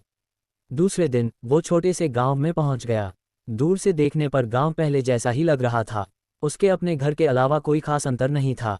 ये एक घर से 3 कमरों वाले घर में बदल गया था, जिसके गेट पर एक बड़ा फॉर्चून का बोर्ड लगा हुआ था। लेकिन वहां बमुश्किल ही रोशनी थी, लेकिन कुत्तों और मुर्गों की आवाज़ें सुनी जा सकती थीं। सुबह सुबह जब सभी लोग नाश्ता बनाने के लिए उठे तो गांव से धुआं निकलने लगा। वीर गांव के एंट्रेंस पर खड़ा था और अपने घर को देख रहा था। पलक झपकते ही 5 साल बीत गए थे, लेकिन वो अभी भी अपने माँ और पापा की उम्मीद भरी नज़रों को साफ साफ महसूस कर सकता था। वो थोड़ा झिझका, लेकिन वो अंदर नहीं गया। उसने थोड़ी देर तक गांव का चक्कर लगाया, फिर एक जगह ढूंढी जहां बैठकर वो ट्रेनिंग करने लगा और पेड़ों ने उसको छिपा रखा था। उसे यकीन नहीं था कि इन्होरियल संप्रदाय के लोग उससे बदला लेने के लिए उसके माँ और पापा को मार देंगे, इसलिए मामले को निपटाने से पहले वो घर जाकर अपने माँ और पापा को परेशान नहीं करना चाहता था। धीरे धीरे वक्त बीतता गया और पलक झपकते ही वीर 1 महीना बीत गया और इसी बीच वो गांव से बाहर रहा। इस महीने में वीर ने अपनी दूरदृष्टि को हर वक्त फैलाए रखा। एक दिन वीर की आंखों में एक ठंडी रोशनी चमकी। उसने गंभीरता से कहा, तो वे आखिरकार आ ही गए। 2 तलवारनुमा रोशनी तेजी से गांव की ओर उड़ी। उतरने के बाद उन्होंने अपनी आकृतियां प्रकट कीं। एक आदमी ने एक काला लबादा पहना हुआ था जिसने उसके पूरे शरीर को ढक रखा था, जिससे यह देखना असंभव था कि वो कौन था, लेकिन ये आदमी एक घृणित गंध छोड़ रहा था। काले लबादे वाले आदमी की ओर से घृणा भरी आवाज में कहा, गौरव, वीर के माँ और पापा यही रहते हैं। उसके बगल में एक लड़का था। उसकी नज़र बहुत तेज थी और उसके चेहरे पर मर्दाना चेहरे की झलक थी, लेकिन उसकी आंखें चमकीली नहीं थीं। उनमें थोड़ा लालच भरा हुआ था। उसने फुसफुसाते हुए कहा, वरिष्ठ भाई, वो अनीश वाकई बहुत नीच है। मैंने सोचा था कि उसने वीर को इतना ताना मारा है, वो मुझे बताएगा कि उसके माँ और पापा कहाँ हैं, लेकिन उसने एक शब्द भी नहीं कहा। शुक्र है मैं होशियार था और मैंने नालंदा संप्रदाय के डिसाइपल पंजीकरण की जांच की और पाया कि वो इसी गांव से था, लेकिन मुझे नहीं पता कि वो किस घर से था। ऐसा कहने के बाद उसने सोचा, वीर, हम पहले एक ही संप्रदाय से थे, इसलिए मुझे अभी भी तुम्हारे बारे में कुछ चिंता थी, लेकिन अब मैं एनपीटीएल संप्रदाय का डिसाइपल हूँ। चाहे कुछ भी हो, मुझे तुम्हारे पास मौजूद खजाना चुराना ही होगा। काले लबादे में लिपटा आदमी इंपीरियल संप्रदाय का मुख्य डिसाइपल पारस था। वीर के लिए उसकी नफरत हद से ज़्यादा बढ़ गई थी। वो चाहता था कि वो वीर का मांस खा सके और वीर का खून पी सके, क्योंकि उसकी पूरी रेप्यूटेशन वीर ने बर्बाद कर दी थी। अब उसका शरीर एक काली धूल से ढका हुआ था जिसे धोया नहीं जा सकता था, इसलिए उसे खुद को एक काले लबादे में ढकना पड़ा ताकि लोग उसे न देख सकें। ये काली धूल कपड़ों से तो छिप सकती थी, लेकिन काली धूल से निकलने वाली गंध अभी भी थी। दूसरों की तो बात ही छोड़िए, जब वो खुद भी इसे सूंघता था तो उसे उल्टी आने जैसा महसूस होता था। उसने ठंडी सांस ली और कहा, गौरव, तुमने कहा था कि वीर उस तरल पदार्थ की वजह से इतनी जल्दी कचरा से विशेषज्ञ बन गया। गौरव उस बदबू को सहन कर रहा था। उसका पेट अकड़ गया और उसे उल्टी जैसा महसूस हुआ, लेकिन पारस के सामने उसके भाव नॉर्मल थे। उसने जल्दी से जवाब दिया, वरिष्ठ भाई, मैं आपको बेवकूफ़ क्यों बनाऊंगा? मैंने आपको पहले ही तरल दिखाया है। ये वो तरल था जिसे वीर ने क्यू कंडेंसेशन लेवलों के लिए मंत्रों के बदले में मेरे साथ बदला था। मैं कसम खाता हूं कि अगर मैं आपसे झूठ बोलूंगा तो मैं कभी भी फाउंडेशन बिल्डिंग लेवल तक नहीं पहुंचूंगा। पारस ने अपना हुड उतार दिया, जिससे उसका काला चेहरा धूल से ढका हुआ दिखाई देने लगा। उसकी आंखों में एक भयानक रोशनी चमक उठी और उसने कहा, अच्छा गौरव, अगर तुमने जो कहा वो सच है तो भविष्य में जब तक मैं हूं, इंपीरियल संप्रदाय में हूं, तब तक कोई भी तुम्हारे साथ बुरा बर्ताव करने की हिम्मत नहीं करेगा। गौरव के चेहरे पर एक्साइटमेंट के भाव थे, लेकिन जैसे ही उसने अपना सिर नीचे किया उसने अपने मन में कहा, मैं गौरव ऐसा आदमी नहीं हूं जिसे किसी और की छाया में चलने की ज़रूरत है। एक बार जब मैं इंपीरियल संप्रदाय में अपना पैर जमा लूंगा तो मैं कुछ सालों में फाउंडेशन बिल्डिंग लेवल तक पहुंच पाऊंगा। वही जब गौरव ने अपना सिर नीचे किया तो पारस मजाकिया लहजे में हंसते हुए गौरव को देखकर कहता है, क्या तुमने इस तरल पदार्थ के बारे में किसी और को बताया है? गौरव ने अपना सिर हिलाया और कहा, वरिष्ठ भाई, पूरे इंपीरियल संप्रदाय में सिर्फ हम दोनों ही इस बारे में जानते हैं। मैंने किसी और को नहीं बताया। पारस की आंखें सिकुड़ गईं। उसने गौरव की गर्दन पकड़ी और चिल्लाया, गौरव, तुम झूठ बोल रहे हो। गौरव ने पलटवार करने की हिम्मत नहीं की। पारस की आंखों में हत्या की मंशा देखकर उसका चेहरा लाल हो गया। उसने अपने दांत भींचे और कहा, वरिष्ठ भाई, अगर आपको मेरी बात पर यकीन नहीं है तो आप तो सोल सर्चिंग टेक्निक का इस्तेमाल कर सकते हैं। मैं जो कहता हूं वो 100% सच है। मैंने किसी और को नहीं बताया। पारस की आंखें चमक उठीं। उसने नाक सिकोड़ते हुए कहा, अभी मैं तुम्हारी बात पर यकीन करता हूं। जाओ, वीर के माँ और पापा को पकड़ो और उन्हें मार डालो। मैं उनकी सॉल्स को सॉल रूट में बदल दूंगा। हम उनका इस्तेमाल वीर को ढूंढने के लिए कर सकते हैं। फिर उसके माँ और पापा की सोल्स का इस्तेमाल करके उस पर हमला करेंगे। ये सुनकर गौरव का शरीर कांप उठा। उसने पहले कभी ऐसी खतरनाक टेक्निक के बारे में नहीं सुना था, इसलिए वो थोड़ा हिचकिचाया। पारस की आंखें सिकुड़ गईं। जाओ, वो चिल्लाया। गौरव ने अपने दांत भींचे और गांव की ओर भाग गया। वीर की आंखों में हत्या का इरादा भर गया। ये पहली बार था जब वो किसी को मारना चाहता था। मास्टर आयु ने जल्दी चिल्लाते हुए कहा, ये सही है। मार डालो, मार डालो, मार डालो, उन सबको मार डालो। तुम अभी बहुत कमज़ोर हो, लेकिन अगर तुम काफ़ी मजबूत होते तो तुम्हें इंपीरियल संप्रदाय को ख़त्म कर पाते। लेकिन अब तुम्हें ये सब करने के लिए एक रास्ता बनाना चाहिए और उन सभी को मार डालना चाहिए। उस वक्त मुझे ये काम करना बहुत पसंद था। ये पहली बार था जब वीर ने मास्टर आयु और वीर की सोच मिल रही थी। वीर आगे बढ़ा और गौरव का पीछा किया।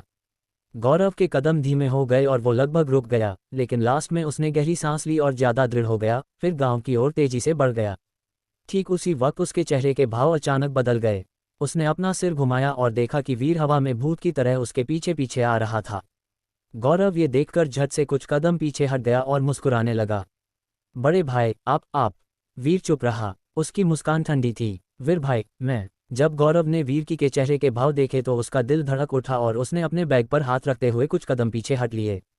वीर ठंडे स्वर में बोला, गौरव, क्या तुम मेरा घर नहीं ढूंढ रहे हो? वो वहाँ है। वीर ने अपने घर की ओर इशारा किया। गौरव का दिल तेजी की तरह धड़क रहा था।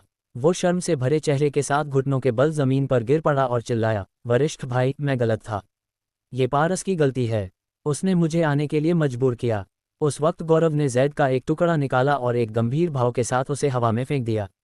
जैद का टुकड़ा अचानक उड़ती हुई तलवार में बदल गया और वीर की ओर उड़ गया।